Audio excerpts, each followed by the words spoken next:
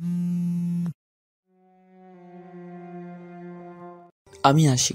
আমাদের গল্পগুলো যদি ভালো লেগে থাকে তাহলে অবশ্যই আমাদের এলএস লাভ অ্যান্ড স্যাড স্টোরিকে সাবস্ক্রাইব করে পাশে থাকবেন। ধন্যবাদ। আর আমি প্রিয়াঙ্কা। আমাদের গল্পগুলো যদি ভালো লেগে থাকে অবশ্যই আমাদের LS love and sad story চ্যানেলকে সাবস্ক্রাইব করে পাশে থাকবেন। ভাইয়া, তুমি আমাকে বিয়ে করবে? আমি তোমার সব কাজ করে দিব। তোমার প্যান্ট ধুয়ে দিব, তোমাকে খাবার বেড়ে দেব, তোমার মাথা টিপে দেব, আর তোমাকে অনেক ভালোবাসবো। সব কিছু করব। তুমি আমাকে বিয়ে করবে? পরন্ত বিকেলে নদীর পাড়ে বসে নদীর অপরূপ দৃশ্য দেখছিলাম। তখনই পিছন থেকে একটা বাচ্চা কণ্ঠের মেয়ে কথাগুলি বলে উঠল। পিছনে তাকিয়ে দেখি আমার চাচাতো বোন পুতুল, বয়স 7, তৃতীয় শ্রেণীতে পড়ে। এই বয়সেই প্রচণ্ড ইচড়ে পাকা হয়েছে। সবসময় আমার পিছনে ঘুরঘুর করে এবং ভালোবাসার কথা বলে। এটা আমাদের পরিবারের সবাই জানে। পুতুলের এমন পাগলামি দেখে কেউ কিছু বলে না, কারণ সে আমার ছোট চাচা চাচির একমাত্র মেয়ে। অনেক সাধনার পর পুতুলকে পেয়েছে তারা, এবং পুতুলে আমার মা বাবারও অনেক আদরের। বলা যায় আমার থেকেও বেশি প্রিয় সে। আমিও পিচ্চিটাকে কম ভালোবাসি না। যখন যা আবদার করে তখন তাই করি। সবাই পিচ্চিটার এমন পাগলামিগুলো মজা ভেবে উড়িয়ে দেয়। সবাই ভাবে বড় হয়ে গেলে আর এমন পাগলামি করবে না। তবে ওর এমন পাগলামির পিছনে হয়তোবা দোষী আমি নিজেই, কারণ আমরা যৌথ পরিবার। আমার বাবা এবং ছোট চাচা 2 ভাই তারা, আর বেঁচে আছে শুধু দাদি। পুতুলের যখন জন্ম হয় তখন ওকে আমি শখের বশবর্তী হয়ে কোলে নিয়েছিলাম। তখন আমি ক্লাস 3তে পড়ি। ছোট বাচ্চাদের সবাই আদর করে, এটাই স্বাভাবিক। আমিও তার বিকল্প নই। আমি প্রথমে পুতুলের কপালে একটা চুমু খাই। সঙ্গে সঙ্গে পিচ্চিটা নড়ে চড়ে উঠল। হয়তোবা ভালোবাসার প্রথম পরশ পেয়েছিল, তাইও কেঁপে উঠেছিল। তারপর যখন ওর গালে চুমু খেতে যাব তখনই ওর মুখটা ঘুরিয়ে নেই এবং তার ঠোঁটে আমার ঠোঁট লেগে যায়। ঠিক সেই সময় থেকেই মেয়েটা আমার পিছনে লেগে আছে। হয়তো বাঁধনটা সেখানেই বেঁধে দিয়েছে উপর থেকে। জন্ম হওয়ার পর থেকে পিচ্চিটা খুব কাঁদছিল, কিন্তু যখনই আমার ঠোঁটের স্পর্শ পেল ঠিক তখনই কেন জানি না একদম কান্না বন্ধ এবং খিলখিল করে হাসতে লাগলো। সবাই এটা দেখে অবাক হয়েছিল বটে, কিন্তু আমিও সেদিন অনেকটা খুশি হয়েছিলাম। যেটা একজন মা করতে পারল না, আমি সেটা করে দেখিয়েছি। দাঁত ছিল না, তবুও তার হাসিটা অনবদ্য। পিচ্চিটা দেখতে ছোট থেকে একদম পুতুলের মতো, তাই আমি পিচ্চিটাকে পুতুল বউ বলে ডাকি। সবাই ওকে পুতুল বলে আর আমি ডাকি পুতুল বউ বলে। আমি পুতুলের হাত একটু শক্ত করে ধরে কাছে টেনে বসালাম। দুধে আলতা গায়ের রং, তাই একটু ছোঁয়া পেতেই সাদা জায়গা লাল হয়ে গেছে। ওর কানটা একটু টেনে দিয়ে বললাম, এই ইচড়ে পাকা, তুই কি কখনো ঠিক হবি না? সবসময় এত পাকা পাকা কথা বলিস কেন? পড়ালেখা শেষ করে বিয়ের উপযুক্ত হয়ে বিয়ের কথা বলবি। পিচ্চিটা আমার কাছে আরও একটু চেপে বসলো। আমি পড়াশোনা শেষ করে আমাকে বিয়ে করবে? মহা মুশকিলে পড়লাম তো। এ তো দেখি শুধু আমাকেই বিয়ে করতে চায়। আচ্ছা ঠিক আছে, আমি তোকে বিয়ে করব, তবে আগে তুই বড় হয়ে বিয়ের উপযুক্ত হবি তারপর। পিচ্চিটা ইয়াহু বলে চিৎকার করে ঠাস করে আবার গালে একটা চুমু খেয়ে বাড়ির দিকে দৌড় লাগালো। কি সাংঘাতিক মেয়ে বাবা! ইচ্ছে করছে এখনই ওকে ধরে 2 ঘা লাগিয়ে দেই। পরক্ষণেই ওর তিরিং বিরিং করে লাফিয়ে দৌড়ানো দেখে আমার মুখে হাসি ফুটে উঠল। পিচ্চিটাকে মারামারি নিয়ে ও যত মুশকিল, কাউকে ওর গায়ে হাত লাগাতে দেই না। এমনকি পুতুলের মা বাবাও পুতুলকে মারার সাহস পায় না আমার ভয়ে, কারণ পুতুলকে শুধু আমি একাই মারি, আর কাউকে মারতে দেই না। মনে হয় পুতুল আমার নিজস্ব সম্পত্তি, তাই আমি একাই ওর উপর অধিকার খাটাতে পারি, আর কেউ পারে না। আমার এমন কাণ্ড দেখে সবাই শুধু হাসে। পুতুলকে যখন তার মা মারতো তখন প্রচণ্ড রেগে যেতাম।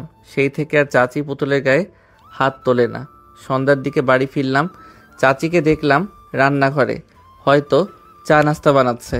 আমি চাচির দিকে এগিয়ে গিয়ে প্রশ্ন করলাম, ছোট মা, পুতুল বউ কোথায়? ও মুগ্ধ বাবা, তুই এসেছিস? ঘরে গিয়ে দেখ, টিভিতে কার্টুন দেখছে। আমি কপট রেগে গেলাম। এটা কি তার টিভি দেখার সময়? তুমি ওকে পড়তে বসাওনি কেন?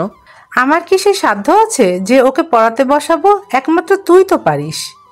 দাঁড়াও, ওর কান দুটো আমি মলে দিচ্ছি। এই বলে আমি ছোট চাচির ঘরে গেলাম। ঘরে গিয়ে তো আমি অবাক, কারণ পুতুল টিভি না দেখে বই নিয়ে পড়তে বসেছে। হয়তো আমার উপস্থিতি টের পেয়েছে। মেয়েটা আমাকে প্রচুর ভয় পায়। পুতুল আমাকে দেখে আহ্লাদি কণ্ঠে বলল, ভাইয়া আমার জন্য চকলেট নিয়ে এসেছো? পিচিটার সব আবদারগুলোর মধ্যে অন্যতম একটা আবদার হলো তার চকলেট চাই। পড়া শেষ করে রাতের ডিনারের পর চকলেট পাবি, তুই পড়তে থাক, আমি হাত মুখ ধুয়ে আসছি। এই বলে আমি আমার রুমে এসে হাত মুখ ধুয়ে নিলাম। তারপর আবার ছোট চাচির ঘরে গেলাম বই নিয়ে। আমিও পড়ি এবং পিচিটাকেও পড়াই। আমি এবার নবম শ্রেণীতে পড়ি। আমি গিয়ে পড়ার টেবিলে বসলাম। পিচিটাও সুরসুর করে আমার কাছে আসলো। পুতুল বউ, তোকে কালকে একটা কবিতা মুখস্থ করতে বলেছিলাম না, মুখস্থ হয়েছে? পিচিটা মাথা বাঁকিয়ে উত্তর দিল, হ্যাঁ ভাইয়া, মুখস্থ হয়েছে। তাহলে এখন সেটা না দেখে খাতায় লিখে দে আমাকে। ঠিক আছে ভাইয়া। পিচ্চিটাকে কবিতা লিখতে দিয়ে আমি অঙ্ক করতে লাগলাম, কিন্তু কিছুতেই অঙ্কটা সমাধান করতে পারছি না। খানিকক্ষণ পর মা আর ছোট মা নাস্তা নিয়ে আসলো। ছোট মাকে দেখার সঙ্গে সঙ্গে বললাম, দেখো না ছোট মা, আমি কিছুতেই অঙ্কটা মেলাতে পারছি না, একটু বুঝিয়ে দাও না। আমার ছোট চাচি মাস্টার্স কমপ্লিট করেছে আর আমার মা সামান্য একজন ইন্টার পাস, কিন্তু আমার ছোট চাচি কখনো আমার মাকে শিক্ষা নিয়ে খোটা দেয়নি, সব সময় বড় বোনের মতোই সম্মান করে। এতেই বোঝা যায় সে একজন সুশিক্ষিত। আমাদের সমাজে এমন হাজারো মানুষ আছে যারা নিজের থেকে স্বল্প শিক্ষিত মানুষদেরকে অপমান করে। মুখে মুখে অপমান না করলেও ব্যবহারে বুঝিয়ে দেয়। প্রাতিষ্ঠানিক শিক্ষা মানুষকে শিক্ষিত করে তোলে, কিন্তু অমানুষকে মানুষ করতে পারে না। তাই প্রাতিষ্ঠানিক শিক্ষার পাশাপাশি ভালো মানুষ হওয়াটাও জরুরি। শুধুমাত্র প্রাতিষ্ঠানিক শিক্ষা না থাকলে আপনি একটা মানুষকে মূর্খ বলতে পারেন না, বরং মূর্খ হচ্ছে তারাই যারা শিক্ষা এবং শিক্ষিতের মূল্য দিতে জানে না। চাচি আমার কাছে এসে টেবিলে নাস্তা রেখে মাথায় হাত বুলিয়ে বলল, বাবা আগে নাস্তাটা করে নাও, দুজনে তারপর বুঝিয়ে দিচ্ছি। তারপর আমরা দুজন নাস্তা করলাম আর আমাদের দুই মা বসে গল্প করলো। আমাদের কাহিনীগুলো অনেক মজার। ছোট মা আমাকে পড়ায় আর আমি পিচ্চিকে পড়াই। নাস্তা শেষ করার পর ছোট মা আমাকে সুন্দর করে বুঝিয়ে দিয়ে রান্না করতে চলে গেল। আমরা পড়াশোনা করতে লাগলাম আর ওদিকে আমাদের দুই মা রান্না করতে লাগলো। পড়া শেষ করে পিচিটাকে ড্রয়িং রুমে নিয়ে গেলাম। সেখানে বাবা এবং চাচ্চু খোশ গল্পে মেতে রয়েছে। চাচ্চু একজন ব্যাংকার আর আমার বাবা উচ্চ বিদ্যালয়ের প্রধান শিক্ষক। আমরা গিয়ে তাদের পাশে বসলাম। বাচ্চা পিচ্চিটাকে কোলে তুলে নিল। তোমাদের পড়া শেষ হলো মামুনি? পিচ্ছিটা একটা ভুবন ভোলানো হাসি দিয়ে উত্তর দিল, হ্যাঁ বড় বাবা, আমার পড়া শেষ হয়েছে। জানো বড় বাবা আজ কি হয়েছে? কই না তো মামুনি, তুমি বলো কি হয়েছে। আজকে ভাইয়াকে পড়া ধরেছিলাম, ভাইয়া পারেনি, কিন্তু আমি পেরেছি। পিচ্ছিটা কথাটা বলেই সে কি হাসি! ওর তালে তালে ওর চাচু এবং বাবাও হেসে দেয়। মেয়েটা সবসময় চালাকি করার চিন্তায় থাকে। চাচু তাকে জিজ্ঞেস করে, তা বাবা মুগ্ধ, তোমার পড়ালেখা কেমন চলছে? আমি মিষ্টি হাসি দিয়ে বলি, ভালো। বাবাকে বললাম, বাবা আমার খাতা শেষ হয়ে গেছে, কিছু টাকা দাও, কাল আমি খাতা এবং ডায়েরি কিনবো। বাবা বলল, আচ্ছা কাল সকালে তোমার মায়ের কাছে নিও। এভাবে তারা চারজন মিলে আড্ডা দিল খানিকক্ষণ। তারপর মায়ের ডাক পড়ল খাওয়ার জন্য। সবাই খাবার টেবিলে গিয়ে বসল। খাবার খেতে খেতে পিচ্ছিটা হঠাৎ করে বলে, মা তুমি জানো ভাইয়া আমাকে আজ কি বলেছে? পুতুলের কথা শুনে মুগ্ধ বিষম খেলো কিনা কি বলে প্যাচ লাগিয়ে দেয় কে জানে। মেয়েটা মাঝে মাঝে এমন কথা বলে ওর কথা শুনে হার্ট অ্যাটাক হওয়ার মতো অবস্থা হয় তার। এখন না জানি কি বলে সেই ভয়ে গলায় ভাত আটকে গেল ছেলেটার। কোনো মতে পানি খেয়ে ভাতটা নামিয়ে নিল। সে চোখ পাকিয়ে পুতুলের দিকে তাকালো। ছোট মা বলল, কি বলেছে? পুতুল খাওয়া বন্ধ করে বলল, ভাইয়া আজ বিকেলে নদীর পাড়ে বসেছিল। আমি সেখানে গিয়ে বললাম, ভাইয়া তুমি আমাকে বিয়ে করবে, আমি তোমার প্যান্ট ধুয়ে দিব, তোমার খাবার বেড়ে দেব, তোমার সব কাজ করব। তখন ভাইয়া কি বলে জানো? সবাই জিজ্ঞাসু দৃষ্টিতে তাকিয়ে আছে পুতুলের দিকে। আমার তো চোখ বেরিয়ে আসার উপক্রম। তারপরও নিজেই বলতে শুরু করলো, তখন ভাইয়া বলে আমি পড়াশোনা শেষ করে বড় হব, তারপর ভাইয়া আমাকে বিয়ে করবে। পুতুলের কথা শুনে সবাই হেসে দেয়। মা পুতুলকে কোলে নিয়ে বলে, তোমার ভাইয়া একদম ঠিক বলেছে মামুনি, তুমি আগে পড়ালেখা শেষ করে বড় হও, তারপর তোমার ভাইয়ার সাথে তোমার বিয়ে দেব, কেমন? শুধু মাথা নাড়ালো।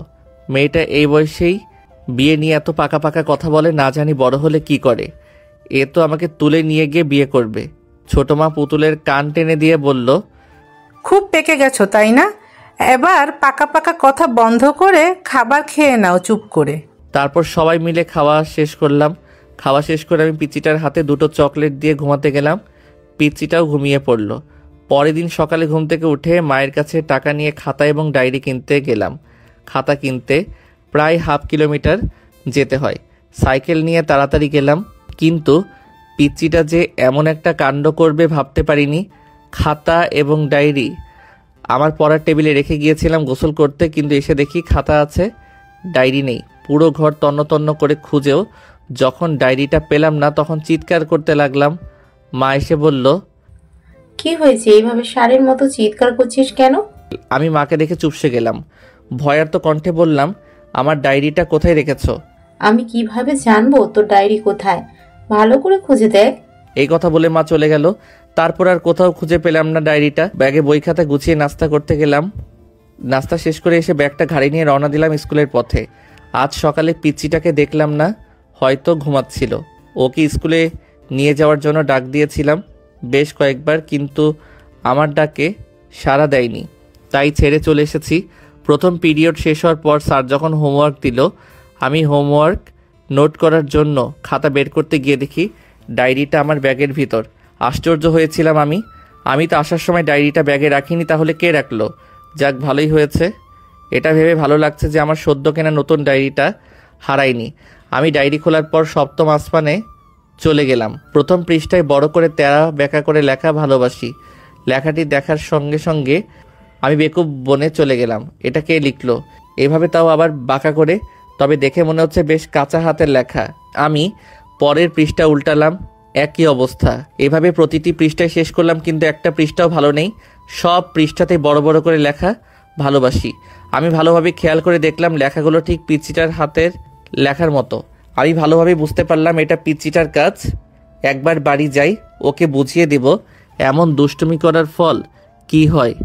কোনো রকমের টিফিন পিরিয়ড পর্যন্ত ক্লাস করে পালিয়ে গেলাম। বাড়ি গিয়ে ব্যাগটা টেবিলের উপর রেখে আগে গোসল করে নিলাম। তারপর আনমনে খুঁজতে লাগলাম পিচ্চিটাকে, কিন্তু কোথাও খুঁজে পাচ্ছি না। ছোট মাকে জিজ্ঞেস করলাম, ছোট মা বলে জানে না। মাকে জিজ্ঞেস করলাম, মাও বলে জানে না। তাহলে কি পিচ্চিটা উধাও হয়ে গেল? পুরো বাড়ি খুঁজলাম, কিন্তু কোথাও পেলাম না। তারপর ভালোভাবে লক্ষ্য করলাম রান্নাঘরে মায়ের শাড়ির আঁচলটা বেশ লম্বা হয়ে আছে, আর তার নিচে ফুলে রয়েছে, আর কিছু একটা নড়াচড়া করছে। আমার আর বুঝতে বাকি রইল না আমার জননী পিচ্চিটাকে সেফটি দিচ্ছে। পিচ্চিটা আমার ভয় লুকিয়ে আছে, হয়তো নিজেই তার কুকর্মগুলো মায়ের কাছে স্বীকার করেছে। আর সে যতই দোষ করুক না কেন, আমার জননী তো কিছুই বলবে না। আমি আস্তে ধীরে মায়ের পাশে গিয়ে দাঁড়ালাম। পাশের টেবিল থেকে একটা গাজর নিয়ে খেতে খেতে মাকে বললাম, মা কি করছো তুমি? দেখার পরেও জিজ্ঞেস করিস কি করছি? মানে বলতে চাইছি যে কি রান্না করছো। আমার পুতুল সোনা গাজরের হালুয়া খেতে চেয়েছে, তাই হালুয়া রান্না করছি। এমন বজ্জাত মেয়েকে ঘটা করে হালুয়া খাওয়ানোর কি আছে? বাজার থেকে একটা লাঠি এনে লাঠির মায়ের খাওয়াও। কথাটি আমি বিড়বিড় করে বললাম, যেটা পরিষ্কার করে শুনতে পাইনি। মা কপাল কুঁচকে জিজ্ঞেস করে, কি বললি তুই? কিছু বলিনি তো, বললাম শুধু তোমার পুতুল সোনার জন্যই রান্না করো, আমি তো তোমার কেউ না, আমার জন্য রান্না করতে হবে না। এমন ভাবে বলছিস যেন তোকে রেখে শুধু একা পুতুলকেই দেই, তাই না? তুই তো বেশি খাস, তারপরেও হিংসা করিস। চাহ, এইভাবে আমার মান সম্মানকে প্লাস্টিক বানিয়ে দিলা না। কথার প্রসঙ্গ চেঞ্জ করতে হবে, আর যত তাড়াতাড়ি হোক কৌশল করে পিচিটাকে বের করতে হবে। ওকে তো আর জোর করে মায়ের আঁচল থেকে বের করতে পারবো না। বুদ্ধি করতে লাগলাম কি করা যায়। পেয়েছি। মা জানো পুতুল বইয়ের জন্য কি নিয়ে এসেছি? কি এনেছিস? স্কুল থেকে আসার সময় ওর জন্য এক ব্যাগ চকলেট নিয়ে এসেছি, কিন্তু ওকে তো খুঁজেই পাচ্ছি না। যাই হোক, চকলেটগুলো ফেরত দিয়ে আসি। কেল্লাফতে ব্যাস, কাজ হয়ে গেছে। চকলেটের কথা শোনার সাথে সাথেই এক লাফ দিয়ে মায়ের শাড়ির আঁচল থেকে বেরিয়ে আসলো আর বলতে লাগলো, এই তো ভাইয়া, আমি এখানে, আমাকে চকলেট দাও। পুতুল বুঝতে না পারলেও তার ছোট মা যে বেশ ভালোইভাবেই বুঝতে পেরেছে এটা পুতুলকে ধরার জন্য মুগ্ধর একটা টোপ ছিল। এদিকে হাসতে হাসতেই ছোট মার অবস্থা শেষ। ছোট মা হাসতে হাসতেই পুতুলকে বলল, অবশেষে ধরা পড়লে ফাঁদে, এবার ঠেলা সামলাও। পুতুলের হাত ধরে বললাম, চকলেট খাবি তাই না? হ্যাঁ খাবো, দাও দাও। চল আমার ঘরে, সেখানে তোকে অনেক যত্ন করে চকলেট খাওয়াবো। লাফাতে লাফাতে আমার ঘরে আসলো। তারপর দরজা লাগিয়ে দিয়ে শুরু হয়ে গেল ধূপধাপ শব্দ। মাইর হবে কিন্তু কোনো আওয়াজ হবে না।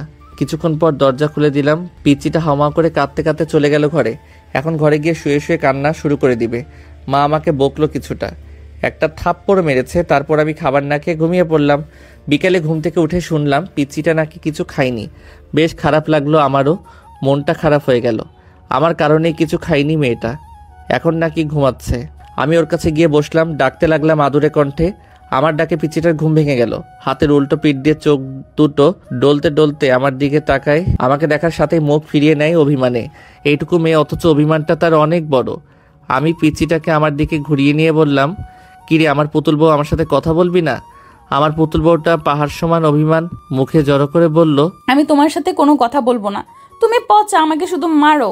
কথাটি বলেই আমার পুতুল বউটা ভ্যাভ্যা করে কেঁদে ওঠে। কারণ ওরা এমন কান্না দেখে আমার মনটা ডুকরে উঠল। এর আগে এভাবে কখনো কাঁদিনি মেয়েটা। হয়তো আজ একটু বেশি শাস্তি দিয়ে ফেলেছি। পিচিটাকে বুকের সাথে জড়িয়ে ধরে বললাম, তোকে কথা দিলাম আর কখনো মারবো না, চল আমরা ঘুরতে যাই। সত্যি আমাকে আর কখনো মারবে না? আমাকে সাইকেলে নিয়ে ঘুরবে? হ্যাঁ, সত্যি তোকে আর মারবো না, আর হ্যাঁ, তোকে সাইকেলে নিয়েই ঘুরবো। পিচিটা ঠাস করে আমার গালে একটা চুমু খেলো। ওর পাগলামিগুলো আমাকে অনেক স্বস্তি দেয়। মাঝে মাঝে মনে হয় সারা জীবন এভাবে ওর পাগলামিগুলো সহ্য করে যাই। মাঝে মাঝে ভাবি, এভাবে যদি কেটে যেত সারাটি জীবন তাহলে কতই না ভালো হতো।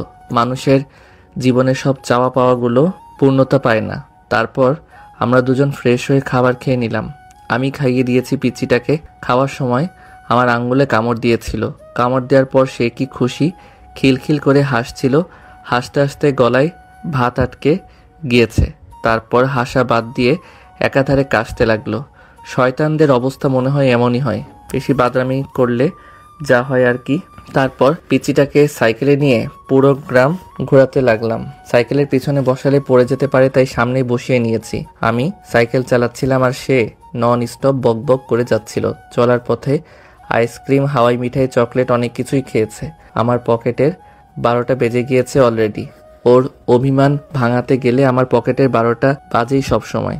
সবশেষে আমার পুতুল বইয়ের আবদার হলো তাকে কাচের চুড়ি কিনে দিতে হবে। আমি ওকে বললাম, এখন কাচের চুড়ি কোথায় পাবো? আশেপাশে তো কোনো দোকান নেই। পিচিটা সামনের দিকে হাত বাড়িয়ে বলল, ওই দেখো, ফেরিওয়ালা আমাদের দিকে আসছে। যেখানে বাঘের ভয় সেখানেই সন্ধ্যা হয়। ফেরিওয়ালাকে কি এখনই আসতে হলো? কি আর করা, বাধ্য হয়ে কিনে দিলাম কাচের চুড়ি। শখ করে যখন চেয়েছে তখন আর না করি কি করে? পিচিটার মুখের হাসিটাই যে আমার সব কিছু। ওর ভুবন ভুলানো হাসিটা দেখলে কেন জানি না আমার মনটা ঠান্ডা হয়ে যায়। আচ্ছা, আমি কি পিচিটাকে ভালোবাসি নাকি বোনের মতোই ভালোবাসি? একদিন রাতে ঘুমাচ্ছিলাম, রাত প্রায় 1টা বাজে। হঠাৎ কারো কান্নার শব্দ পেয়ে ঘুম ভেঙে যায় আমার, কিন্তু কে কাঁদছে বুঝে উঠতে পারছি না। আমি ঘর থেকে বের হয়ে গেলাম। শব্দটা ছোট, মায়ের ঘর থেকে আসছে। এত রাতে কে কাঁদছে? দরজা খোলা আর বাতিও চালু আছে। গিয়ে দেখি সেখানে মা বাবাও আছে পুতুলের পাশে বসে। ছোট মা পুতুলের মাথায় হাত বুলিয়ে দিচ্ছে আর কাঁদছে, আর মা পুতুলের মাথায় পানি দিয়ে দিচ্ছে। তাহলে কি পুতুলের কিছু হয়েছে? আমি দৌড়ে পুতুলের কাছে গিয়ে দাঁড়ালাম। বেশ উত্তেজিত কণ্ঠে প্রশ্ন ছুড়লাম, ছোট মা, কি হয়েছে পুতুলের? আর তুমি কাঁদছো কেন? ছোট মা কিছু বলার আগেই চাচ্চু বলল, তেমন কিছু না, একটু জ্বর এসেছে শুধু। কথাটা শুনে আমার কেমন যেন খারাপ লাগলো। এখনকার জ্বর মোটেও সুবিধার নয়। যেই মেয়েটা সারাদিন পুরো বাড়ি ছুটে বেড়ায়, এখন সেই মেয়েটাই কিনা নিস্তব্ধ হয়ে বিছানায় শুয়ে আছে। এটা কি আদৌ মানানসই? আমি আমার পুতুল বইয়ের মাথায় হাত দিয়ে দেখলাম জ্বর প্রচুর। প্রচণ্ড রাগ উঠল আমার। এতটুকু মেয়েকে কি এত কষ্ট রাখা ঠিক হচ্ছে? মা, পুতুল বইয়ের মাথার পানি মুছে দাও। কেন? আমি পুতুল বউকে ডাক্তারের কাছে নিয়ে যাব। এত রাতে ডাক্তার কোথায় পাবি? দোকান তো বন্ধ। দোকান বন্ধ হয়েছে বলে কি হাত গুটিয়ে বসে থাকবো? আমি আর কাউকে কিছু না বলে একটা তোয়ালে নিয়ে পুতুলের মাথার পানি মুছে দিয়ে ওকে কোলে নিয়ে ছুটতে লাগলাম। পিছন থেকে সবাই অনেক ডাকাডাকি করলো, কিন্তু কারো ডাকে সাড়া দিলাম না। তাই বাধ্য হয়ে বাবা এবং ছোট চাচ্চু আমার পিছু পিছু আসতে লাগলো। এত রাতে পল্লী চিকিৎসকের দোকান বন্ধ, তাই বাধ্য হয়ে ছুটতে হলো হাসপাতালের পথে। হাসপাতাল প্রায় 1 কিলোমিটার, তবুও আমাকে থামা যাবে না। আমাদের বাড়ির প্রাণ পুতুল যদি ওর কিছু হয়ে যায় তাহলে আমাদের বাড়িটা নিষ্প্রাণ হয়ে যাবে। তখন কার সাথে আমরা খেলাধুলা করব আর কাকেই বা এতটা ভালোবাসবে? পিছন থেকে বাবা এবং চাচ্চু বারবার বলছে পুতুলকে আমাদের কোলে দাও, আমরা নিয়ে যাচ্ছি, তুমি নিয়ে যেতে পারবে না এত দূর। কিন্তু আমি কারো কথা শুনছি না। একটা সময় আমি হাসপাতালে গিয়ে পৌঁছালাম। পুতুলকে নিয়ে সোজা একটা ডাক্তারের কেবিনে ঢুকলাম অনুমতি ছাড়াই। কেবিনে একজন মহিলা ডাক্তার বসেছিল। আমাকে দেখার সঙ্গে সঙ্গে বলল, এই কে তুমি, আর এইভাবে একটা মেয়েকে নিয়ে কোথা থেকে এসেছো? আমি আন্টিটার কাছে গিয়ে কাঁদতে কাঁদতে বললাম, আন্টি আমার পুতুল বউকে সুস্থ করে দিন, ওর অনেক জ্বর এসেছে। আমার পিছু পিছু বাবা এসে বলল, মুগ্ধ এভাবে কারো অনুমতি ছাড়া কেউ প্রবেশ করে? মুগ্ধর বাবা অনেকটা রেগেই তেড়ে আসতে লাগলো তার দিকে। বাড়াবাড়ি ভালো, কিন্তু এতটা বাড়াবাড়ি করা ভালো না যেটাতে লোকে আমাদের মন্দ বলে। ডাক্তার তার বাবাকে থামিয়ে দিয়ে বলে, থাক, ছেলেটাকে আর কিছু বলবেন না। আমার মতে সে ভুল করেনি, সে হয়তো তার পুতুল বউকে খুব ভালোবাসে, তাই কুলকিনারা হারিয়ে ফেলেছে। এই ভালোবাসাটা মেয়েটির জন্য প্রয়োজন। তারপর ডাক্তার আন্টি পুতুলকে দেখলো, জ্বর মেপে দেখলো 101 ডিগ্রি জ্বর। তারপর ডাক্তার আন্টি ওষুধ লিখে দিল। আমরা হাসপাতাল থেকে বের হয়ে ফার্মেসি থেকে ওষুধ নিলাম। তারপর বাড়িতে আসলাম। সেই রাতে পুতুল আমার সাথে ঘুমিয়েছিল। সকালে ঘুম থেকে উঠে দেখি আমার বুকে মাথা রেখে ঘুমিয়ে আছে। সেই দিন আবারও তার মায়ায় পড়ে গিয়েছিলাম আমি। মেয়েটা বড্ড মায়াবী, ওর দুষ্টুমি সবাইকে মুগ্ধ করে দেয়। এভাবেই কেটে যেতে লাগলো প্রতিটি প্রহর। পিচ্চিটার সাথে খুনসুটিময় দিনগুলো পেরিয়ে যাচ্ছে। এভাবে কেটে গেল 1 বছর, কিন্তু এখনো পিচ্চিটার দুষ্টুমি কমেনি। একদিন কোচিং সেন্টারে পরীক্ষা দিচ্ছিলাম, হঠাৎ আমার পুতুল বউটা দৌড়ে আমার কাছে চলে আসলো। এমন আচমকা ঘটনার জন্য মোটেও প্রস্তুত ছিলাম না আমি। স্যার তো রেগে আগুন, আমাকে অনেক বকাঝকা করে ক্লাস থেকে বের করে দিল। আমি মন খারাপ করে পিচ্চিটাকে নিয়ে কোচিংয়ের বাইরে বের হয়ে আসি। একটা খোলা মাঠে নদীর ধারে পিচ্চিটাকে নিয়ে গেলাম। আজ কেন জানি না পিচ্চিটার উপর রাগ করতে পারলাম না, পিচ্চিটাকে মারতে পারলাম না, কারণ ওকে কথা দিয়েছিলাম যে আর কখনো ওকে মারবো না। আমি ওর সামনে হাঁটু গেড়ে বসে ওর গালে হাত রেখে বলি, কিরে পুতুল বউ, এভাবে কোচিংয়ের ভেতর দৌড়ে এসেছিস কেন? পিচ্চিটা আমার প্রতি উত্তর না করে ফিক করে হেসে দেয়। আমি ওর হাসির রহস্যটা বুঝে উঠতে পারলাম না। বেকুবের মতো প্রশ্ন ছুড়লাম, কি হয়েছে, এভাবে হাসছিস কেন? তুমি এখনো দেখোনি? আশ্চর্য, পিচ্চিটা কি দেখার কথা বলছে? তুই কি দেখার কথা বলছিস? এবার পিচ্চিটা দাঁত কেলিয়ে দেখালো ওর দুটো দাঁত নেই, তার মানে দাঁত পড়েছে। ওর ফোকলা দাঁতের হাসিটা অসম্ভব সুন্দর লাগছে, মোহনীয় সৌন্দর্যের হাসি। তার দেখলে ভরে মন, ভালোবেসে এইভাবেই তাকে করতে চাই আপন। আমি পিচ্চিটাকে রাগানোর জন্য বললাম, কিরে তোর তো দুটো দাঁত নেই, ইঁদুরে নিয়ে গেছে, এখন তো আর তোর দাঁত উঠবে না, কি করবি তাহলে? পিচ্চিটা আমাকে অবাক করে দিয়ে বলল, কে বলেছে তোমাকে আমার দাঁত ইঁদুরে নিয়ে গেছে? আমার দাঁত তো আমার কাছেই আছে। এই বলে পিচ্চিটা তার হাতের মুঠো খুলে আমাকে দেখালো। কি আশ্চর্য ঘটনা, দুটো দাঁত নিয়ে এসেছে সে আমাকে দেখানোর জন্য। কেমন শয়তান মেয়ে, মানুষ দাঁত ইঁদুরের গর্তে কিংবা ঝোপঝাড়ে ফেলে দেয়, কিন্তু এই মেয়েটা দাঁত হাতে নিয়ে ঘুরে বেড়াচ্ছে। ভাবা যায় এগুলা? পিচ্চিটা আবার বলতে লাগলো, তুমি তো বললা আমার দাঁত ইঁদুরে নিয়ে গেছে, কিন্তু আমি ইঁদুরকে আমার দাঁত দেইনি, আমার দাঁত আমি আমার কাছেই রেখেছি। আমার অপমান আমাকেই ফিরিয়ে দিল। তারপর পিচ্চিটাকে নিয়ে নানান জায়গায় ঘুরে বেড়ালাম। পিচ্চিটা আবদার করলো সে নাকি পার্কে যাবে, আমিও নিয়ে গেলাম। সে শুধু আমার সাথে ঘুরছে, কিন্তু কিছু খেতে চায় না। কিরে কিছু খাবি? পিচ্চিটা মাথা নাড়িয়ে না সূচক উত্তর দেয়। মুখে না বললেও মন কি চায় সেটা আমার ভালোভাবেই জানা আছে। সে হয়তো একটু বুঝতে শিখেছে আমার অবস্থাটা, সে হয়তো বুঝতে পেরেছে আমি ইনকাম করি না, তাই তো এখন আর বেশি আবদার করে না। আমি ওকে একটা আইসক্রিমের দোকানে নিয়ে গিয়ে আইসক্রিম কিনে দিলাম। আমার পুতুল বউটা মহানন্দে আইসক্রিম খেতে লাগলো। তারপর পিচ্চিটাকে একটা দোলনায় বসিয়ে দোল খাওয়ালাম। সন্ধ্যালোকে বাড়ির পথে রওনা দিই। সেই দিনের পর থেকে আর কখনো সেই কোচিং সেন্টারে যাইনি। যে শিক্ষক একটা ছোট্ট শিশুকে ভালোবাসতে জানে না, স্নেহ করতে জানে না, সেই শিক্ষকের শিক্ষার আমার কোনো প্রয়োজন নেই। মানুষ মানুষকে ছোট করে, এটা কেমন শিক্ষা? শুধু প্রাতিষ্ঠানিক শিক্ষায় শিক্ষিত হলে হয় না, প্রকৃত শিক্ষিত হওয়ার জন্য একজন ভালো মানুষ হওয়া জরুরি। প্রকৃত অর্থে তারাই শিক্ষিত যারা নিজের বিবেকের কাছে নত হয়ে মানুষকে যাচাই করতে জানে। যে শিক্ষা মানুষকে অহংকারী করে তোলে, সে শিক্ষার আমার কোনো প্রয়োজন নেই। আমরা প্রতিবাদী হব, কখনো অন্যায়ের কাছে আপোষ করব না। আস্তে ধীরে আমরা যতই বড় হতে থাকি ততই আমাদের পাগলামিগুলো যেন বেড়েই চলেছে। এখন আমি ইন্টার সেকেন্ড ইয়ারে পড়ি আর পিচ্চিটা 6-এ। সবসময় দুষ্টুমি না করলে যেন পিচ্চিটার শান্তি নেই। আজ পর্যন্ত কতগুলো ছেলে মেয়েদের সম্পর্ক ভেঙে দিয়েছে তার কোনো হিসেব নেই। এই তো কিছুদিন আগের কথা, একটা পার্কে দুজন কপতি বসে চুটিয়ে প্রেম করছিল। একদম মাখামাখি অবস্থা তাদের। এটা দেখার পর পিচ্চিটা আমাকে বলে, ভাইয়া দেখেছো শয়তান দুটো পার্কের ভেতরে কি করছে? যার যেটা ইচ্ছা করুক, তাতে তোর কি? তুই ঘুরতে এসেছিস, ঘুরবি ফিরবি, তারপর বাসায় ফিরে যাবি। তা তো হয় না ভাইয়া, দেখো কি করে।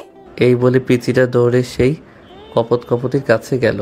আমি পিছন থেকে এত ডাকলাম, কিন্তু আমার ডাকে সাড়া দিল না। না জানি কি কাণ্ড বাঁধিয়ে বসে পিচ্চিটা। আমার কোনো কথাই শোনে না, সবসময় শয়তানি করে, বড্ড বেশি দুষ্টু হয়েছে। পুতুল একদম তাদের সামনে গিয়ে দাঁড়ালো, পাকা বুড়িদের মতো কোমরে হাত দিয়ে বলতে লাগলো, ভাইয়া তুমি এখানে? আর আমার আপু তোমার জন্য অপেক্ষা করছে। পুতুলকে দেখে তারা দুজন একটু সরে হয়ে বসে। তারা পুতুলের কথায় অবাক হয়েছে বটে। ছেলেটি কিছু বলার আগে মেয়েটি বলে উঠল, তোমার আপু ওর ছেলেটার জন্য অপেক্ষা করছে কেন? পুতুল কপট রাগে মেয়েটিকে উত্তর দেয়, এই মেয়ে, তুমি আমাদের শালিদুলা ভাইয়ের মাঝে কথা বলছো কেন? ছেলেটা শুধু বেকুবের মতো পুতুলের কাণ্ড দেখছে, কিছু যে বলবে সেই সুযোগও পাচ্ছে না। এবার মেয়েটা চোখ গরম করে ছেলেটার দিকে তাকায়। ছেলেটা তো ভয়ে শেষ, ঢোক গিলতে লাগলো। মেয়েটা ছেলেটার কলার ধরে বলে, কে এই মেয়েটা? আমার তো কোনো ছোট বোন নেই, তাহলে তোকে দুলাভাই বলে ডাকছে কেন? সত্যি করে বল, আর কার সাথে রিলেশন করছিস? ছেলেটার যায় অবস্থা, কোনো রকমে মুখ খুলল, বিশ্বাস করো বাবু, আমি আর কারোর সাথে রিলেশন করি না। তাহলে এই মেয়েটা তোকে দুলাভাই বলছে কেন? আর কোন মেয়ে তোর জন্য অপেক্ষা করছে? আমি জানি না কে এই মেয়ে, আর এটাও জানি না আমার জন্য কে অপেক্ষা করেছে। তাদের কথার মাঝে পুতুল ডান হাত ঢুকিয়ে দিয়ে বলল, এই দুলা ভাই, তুমি মিথ্যা বলছো কেন? আমার আপুর সাথে 1 বছর প্রেম করে এখন অন্য মেয়েকে নিয়ে ঘুরছো। দাঁড়াও, আপুকে গিয়ে বলছি। এই বলে পুতুল সেখান থেকে আস্তে আস্তে কেটে পড়ল। এরই মধ্যে মেয়েটার সাংঘাতিক ঝগড়া বাঁধিয়ে ফেলেছে। কি সাংঘাতিক মেয়ে মাইরি! এতটুকু সময়ের মাঝে একটা সম্পর্কের 12টা বাজিয়ে দিল। পিচিটা এমন ভাব নিয়ে আমার সামনে আসলো, মনে হয় কত বড় একটা মিশন সাকসেস করে এসেছে। আমার সামনে এসে মুখে হাত দিয়ে মুখ টিপে হাসতে লাগলো। ভ্রু কুঁচকে প্রশ্ন করি, এভাবে গাধার মতো হাসছিস কেন? ভাইয়া তুমি বলেছিলে না যে আমি কোনো কাজের নই? দেখেছো আজ কত বড় কাজ করলাম। সরকারের উচিত আমাকে একটা নোবেল দেওয়া। মানুষের মধ্যে ঝামেলা বাঁধিয়ে দিয়ে আসলো, মানুষের মধ্যে ঝগড়া, আর সে বলছে কিনা কত বড় একটা কাজ করে আসলো, আবার বড় মুখ করে নোবেলও চাই। এমন বিচ্ছু শয়তান কখনো দেখিনি আমি। পিচ্চির কথা শুনে আমি ফিক করে হেসে দেই। এটা দেখে সেই ছেলে মেয়ে দুটো আমাদের দিকে অবাক হয়ে তাকায়। ছেলেটা মেয়েটাকে বলে, ওই দেখো, ওরা দুজন হাসাহাসি করছে, তার মানে তারা ইচ্ছে করে আমাদের মাঝে ঝগড়া বাঁধিয়ে দিয়েছে। এটা বলেই তারা দুজন আমাদের ধাওয়া করতে লাগলো। আমাদের আর পাইকে কোনো রকমে পিচ্চিটার হাত ধরে দে দৌড়। এই পিচ্চিটার জন্য কোথাও গিয়ে শান্তি নেই, কোনো না কোনো কাণ্ড ঘটাবেই। কোনো রকমে প্রাণ বাঁচিয়ে পালিয়ে এসেছি। এর কিছুদিন পর ঘরে বসে ফোনে গেমস খেলছিলাম। পিচ্চিটা কোথা থেকে যেন আসলো, খুব সাজুগুজু করে, মনে হয় কোনো অনুষ্ঠানে যাবে। ভাইয়া দেখো তো আমাকে কেমন লাগছে। আমি গেমের মধ্যেই মনোনিবেশ রেখে বললাম, অনেক সুন্দর লাগছে। উফ, ফোনটা রাখো তো। আমি ফোনটা পাশে রেখে পিচ্চিটার দিকে তাকালাম। আচ্ছা রাখলাম, এবার বল কি বলবি? শুনেছো পাশের এলাকায় নাকি একটা মেয়ের বিয়ে? হ্যাঁ শুনেছি, তার বিয়ে, তাতে আমার কি? আর তুই এত সুন্দর করে সেজেছিস কেন? কোথাও যাবি নাকি? সেই বিয়ে বাড়িতে যাব বলেই তো সেজেছি। পিচ্চিটার কথা শুনে আমার চোখ দুটো একদম রসগোল্লার মতো হয়ে গেল। বিনা দাওয়াতে কেউ কিভাবে বিয়ের বাড়িতে যায়? কিন্তু তারা তো আমাদের দাওয়াত করেনি। বিনা দাওয়াতে কিভাবে যাবি? বিনা আমন্ত্রণে দাওয়াত খাওয়ার যে কি মজা তা তুমি বুঝবে না। এখন সুন্দর দেখে একটা পাঞ্জাবি পরে নাও তো। কি সাংঘাতিক কাহিনী! বিনা আমন্ত্রণে নাকি দাওয়াত খেতে যাবে? আমি যেতে পারবো না। ঠিক আছে, না গেলে নাই, আমি একাই যাব।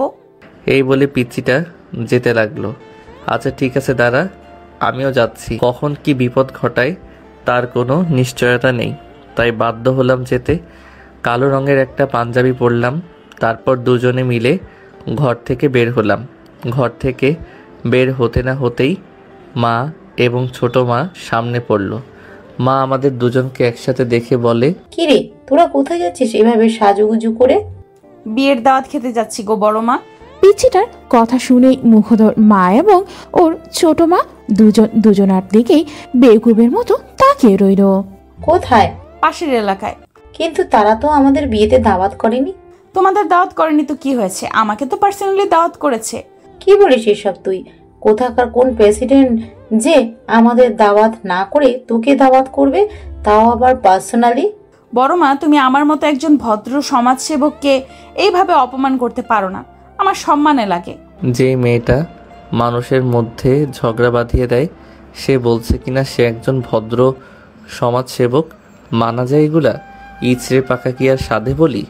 মা এবং বড় মা আর আমাদের পথ আটকাল না, কারণ তারা জানে তারা তাদের পুতুলের সাথে কখনো কথাই পেরে উঠবে না। পথে যেতে যেতে আমাদের কথোপকথন। ভাইয়া, আমরা গিয়ে কি দিয়ে খাওয়া শুরু করব বলো তো? মুরগির রোস্ট নাকি খাসির কলিজার রোস্ট? তুই কি দিয়ে খাওয়ার চিন্তা করছিস আর আমি চিন্তা করছি মাইর খাওয়ার। কথাটা আমি মনে মনেই বললাম। আগে গিয়ে দেখ খেতে দেয় কিনা, তারপর ভাববি কি দিয়ে খাওয়া শুরু করবি। আর এসব কি আজগুবি খাবারের নাম বলছিস তুই? খাসির কলিজার আবার কখনো রোস্ট হয়? তাহলে ওটাকে কি বলে? ও ওটাই, হ্যাঁ। আমাদের খেতে দেবে কিনা সেটাই জানা নেই, আর সে কিনা কি দিয়ে খাওয়া শুরু করবে সেই চিন্তা করছে। আজ তো কপালে মাইর আছে বিনা দাওয়াতে বিয়ে বাড়ি যাওয়ার জন্য। ভাইয়া কি বলছো অমন বিড়বিড় করে? ভাবছি রে বুড়ি। কি ভাবছো? এটাই ভাবছি যে 40 দিন পর আমাদের 40 কে খাবে। এবার কথা না বলে চুপচাপ চল। পিচ্চিটা হয়তো আমার কথার মানে বুঝতে পারিনি, তাই চুপচাপ হাঁটা ধরল। আজ আমার প্রথম অভিজ্ঞতা হবে বিনা আমন্ত্রণে দাওয়াত খাওয়ার। না জানি কপালে কি আছে, পিচ্চিটা নিজেও মরবে আর আমাকেও মারবে। ভাগ্য করে পেয়েছিলাম এমন একটা পুতুল বউ যে সবসময় আমাকে বিপদে ফেলার চিন্তা ভাবনা করে। বিনা দাওয়াতে বিয়ে বাড়িতে এসেছি তো ঠিকই, কিন্তু কপালে যে কি আছে তা একমাত্র আল্লাহই জানে। কিরে, বিয়ে বাড়িতে তো চলে আসলাম, এবার কোন পরিচয় ঢুকবি? বরপক্ষ নাকি? আমার কথা শেষ করতে না দিয়েই পিচিটা বলে উঠল, না না, ভুলেও বরপক্ষের কথা বলা যাবে না, কারণ বরপক্ষ তো এখনো আসেনি। যদি বরপক্ষের কথা বলি তাহলে তো পাবলিক আমাদেরকেই ধোলাই দিবে। এইটুকু মেয়ের মাথায় কি বুদ্ধি! আমাদের দুজনের কথোপকথনের মাঝে হঠাৎ একজন লোক আসলো। তোমাদেরকে তো আগে কখনো দেখিনি, কে তোমরা আর কোন পক্ষ থেকে এসেছো? আমার গুরু যেহেতু আমার পুতুল বউ, সে সব সময় আমার আগে আগে যায়, তাই এবারেও সে নিজেই উত্তর দিল, হ্যাঁ, আমাদেরকে চিনবেন কিভাবে? আগে কখনো দেখেননি তো, তাই। আর আমরা কোন পক্ষের লোক? কিন্তু তোমাদের দাওয়াত করেছি বলে তো আমার মনে হয় না। আঙ্কেল, মনে হবে কিভাবে? আপনি যখন আমাদের বাড়িতে দাওয়াত দিতে গিয়েছিলেন তখন তো আমরা নানু বাড়িতে ঘুরতে গিয়েছিলাম, তাই আমাদের দেখেননি। কিন্তু তোমাদের মা বাবা কই? মা বাবা আমাদের জন্য ভেতরে অপেক্ষা করছে। এই ভাইয়া চলো, দেরি করলে আবার মা বকবে। এই বলে টানতে টানতে পিচ্চিটা আমাকে ভিতরে নিয়ে যায়। তারপর একটা টেবিলে বসলাম। কিছুক্ষণ পর খাবার পরিবেশন করা হলো। দুজনে পেট ভরে খেলাম। তারপর স্থান ত্যাগ করি আমরা। গ্রামের পিচ ঢালা রাস্তায় হেঁটে চলেছি আমরা। রাস্তার দুই ধারে সবুজ ফসলে ভরা, যতদূর চোখ যায় শুধু ফসল আর ফসল। গ্রামের মেঠো পথগুলো মানুষের মন ভালো করে দেওয়ার জন্য যথেষ্ট। রাস্তার দুই ধারে দাঁড়িয়ে আছে লম্বা লম্বা ডাব গাছ। বসন্তের ছোঁয়া লেগেছে প্রকৃতিতে। কোকিল তার নিজ কণ্ঠে গান গেয়ে বেড়াচ্ছে মনের সুখে। সৃষ্টির এমন মনোরম দৃশ্য বড়ই মনোমুগ্ধকর। ইচ্ছে করে হারিয়ে যাই এই সুন্দর প্রকৃতিতে, বিলিয়ে দেই নিজেকে। মেঠো পথ ধরে বাড়ির উদ্দেশ্যে হাঁটছিলাম, হঠাৎ পিচ্ছিটা বলে ওঠে, জোর বাঁচা বেঁচে গেছি। ধরা পড়লে কি যে হতো। কি আর হতো, মান সম্মান প্লাস্টিক হয়ে যেত। সম্মান আবার প্লাস্টিক সিলভারের হয় নাকি? পিচ্ছিটার এমন পাটনামি কথা শুনে ওর কানটা টেনে ধরলাম। উফ ভাইয়া, লাগছে, ছাড়ো। লাগার জন্যই তো ধরেছি। এত পাকা পাকা কথা বলিস কেন? পাকা পাকা কথা কখন বললাম? আমি তো ঠিকই বলেছি। তুমি কখনো দেখেছো মান সম্মান প্লাস্টিকের হয় বা সিলভারের হয়? দেখোনি, তাই তো? তাহলে বলো আমার ভুলটা কোথায়? পিচ্চির এমন অকাট্য যুক্তি শুনে আমি স্তব্ধ, তবুও কান ছাড়লাম না তার। এবার একটু জোরেই টেনে ধরেছি। ভাইয়া ছাড়ো, খুব ব্যথা করছে। আমি কি তোমার ঘরের বউ নাকি যে যখন খুশি আমাকে মারবে?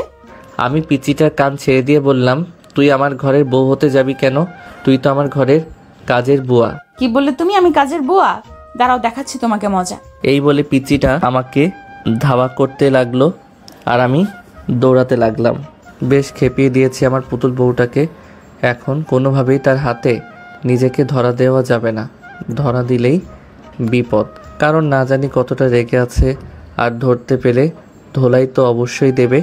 দুজনেই প্রাণপণে ছুটছি। বিয়ে বাড়িতে যেটুকু খাবার খেয়েছি দৌড়াতে দৌড়াতে সব হজম হয়ে গেছে। তাহলে লাভটা কি হলো?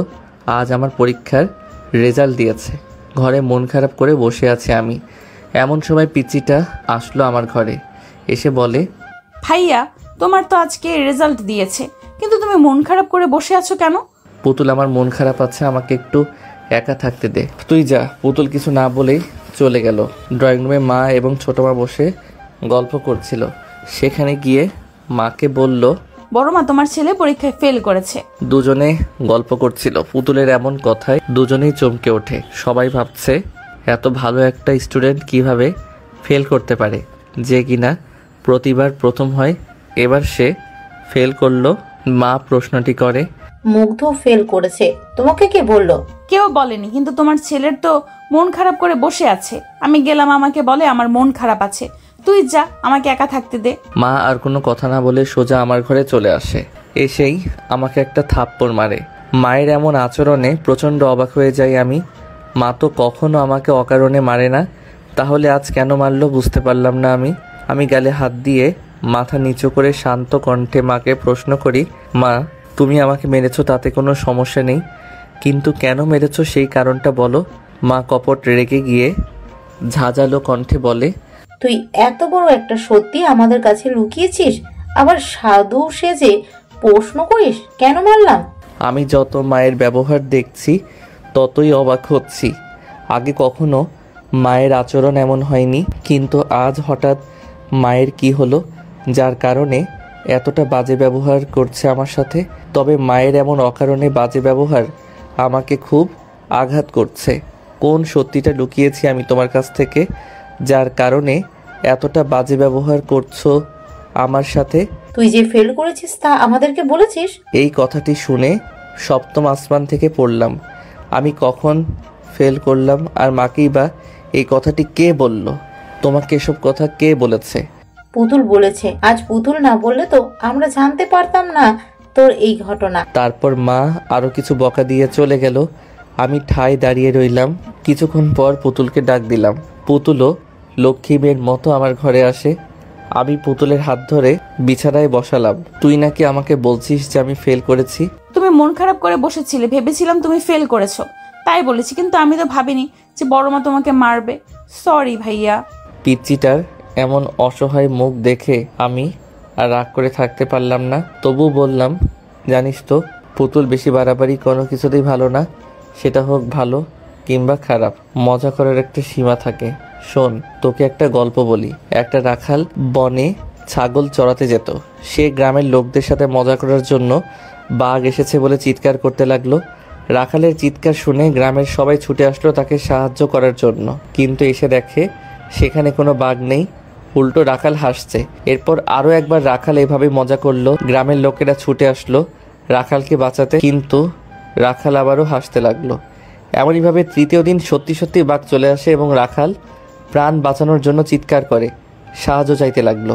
কিন্তু এবার গ্রামের লোকেরা মজা ভেবেই সাহায্য করতে এগিয়ে আসেনি, বাঘ রাখালকে খেয়ে নেয়। এই গল্পটি শুনে তুই কি বুঝলি? অকারণে মজা করা আর আমাদের ঠিক না। অকারণে মজা করলে নিজেকেই বিপদে পড়তে হয়। এই তো ভালো মেয়ে। ভাইয়া তোমার খুব লেগেছে তাই না? না রে পাগলি, লাগেনি। ওটা তো মায়ের ভালোবাসার পরশ ছিল, লাগবে কেন? এখন তুই যা।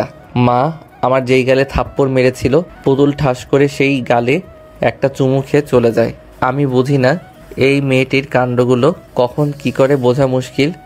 এত বড় হয়েছে এখন, তবু দুষ্টুমি গেল না। বিশেষ করে ওর এমন পাগলামিগুলোর জন্যই ওর উপর বেশিক্ষণ রেগে থাকতে পারি না। বিকেলবেলা মন খারাপ করে ড্রয়িং রুমে বসেছিল মা।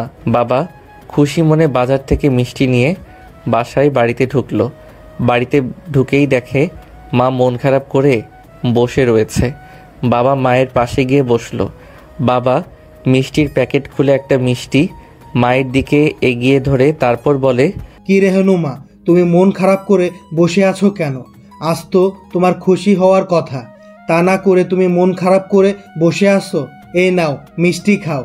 মা মুখ গোমরা করে উত্তর দেয়, আর মিষ্টি কিসের জন্য খুশি হব বলো? মায়ের কথা শুনে বাবা কিছুটা অবাক হয়। কিসের জন্য খুশি হবে মানে? তোমার ছেলে পরীক্ষায় ফেল করেছে, তার জন্য খুশি হব। বাবা মনে মনে ভাবছে, রেহনুমা কি মাতাল হয়ে গেছো নাকি যে এসব আবল তাবল বকছো? তোমার ছেলে প্রত্যেকবারের মতোই এবারেও জিপিএ 5 পেয়েছে, আর তুমি বলছো তোমার ছেলে ফেল করেছে। তোমাকে কে বললো এই কথাটি? কথা শুনে মায়ের হার্ট অ্যাটাক করার মতো অবস্থা। তুমি কি বলছো আমাদের মুগ্ধ ফেল করেনি? তাহলে যে পুতুল বলল মুগ্ধ ফেল করেছে, তাই তো আমি ওকে গিয়ে বকাঝকা করলাম। ছেলেটা মন খারাপ করে না খেয়ে বসে আছে, আমি ওকে মেরেছি তবুও কিছু বলেনি। আর আমি যে ওকে মারলাম, ও বলবে না যে ও রেজাল্ট ভালো করেছে? তা না করে মুখ বুঝে সব সহ্য করে নিল। এটা তুমি অন্যায় করেছো। না জেনে কাউকে কিছু বলা ঠিক না। আর আমাদের পুতুল মামুনি তো সবসময় মজা করে, ওর কথা তোমার সিরিয়াসলি নেওয়া ঠিক হয়নি। সত্যি ছেলেটার প্রতি অবিচার করেছি, না জানি কতক্ষণই অভিমান করে আছে আমার উপর। আমাদের ছেলেকে আমি ভালোভাবেই চিনি। ওকে যতই শাসন করো না কেন, তুমি ওর মা। তুমি যদি ওর কপালে আদর করে একটা চুমু খাও, তাহলে দেখবে ওর সব অভিমান রাগ নিমিষেই শেষ হয়ে গেছে। এখন নাও মিষ্টি মুখ করো। আমাদের একমাত্র ছেলে এত বড় বড় উপহার দিচ্ছে আমাদেরকে। মা এবং বাবা একে অপরকে মিষ্টি খাইয়ে দেয়। তারপর মা একটা মিষ্টি নিয়ে আমার ঘরে আসে। এসে দেখে আমি মন খারাপ করে টেবিলে মাথা নুইয়ে বসে আছি। মা বেশ কয়েকবার ডাক দেয়, কিন্তু আমার কোনো সারা শব্দ নেই। মা চিন্তিত হয়ে একটু এগিয়ে আসে, আমার মাথা তুলে ধরে দেখে আমি কাঁদতে কাঁদতে ঘুমিয়ে গিয়েছি। চোখের পানি শুকিয়ে গেছে। মা আমার চোখের পানি মুছে দিয়ে কপালে একটা ভালোবাসার পরশ দেয়। মায়ের চুমু খাওয়ার সঙ্গে সঙ্গেই আমার ঘুম ভেঙে যায়। তাকিয়ে দেখি মায়ের চোখ দিয়ে পানি পড়ছে। আমি কখনোই মায়ের চোখের পানি সহ্য করতে পারি না, কিন্তু এখন আমার জননী আমার সামনেই কাঁদছে। এটা আমার জন্য পৃথিবীর সবচেয়ে বড় কষ্টদায়ক একটা বিষয়। আমি মায়ের চোখের পানি মুছে দিয়ে বললাম, মা তুমি কাঁদছো কেন? কি হয়েছে তোমার?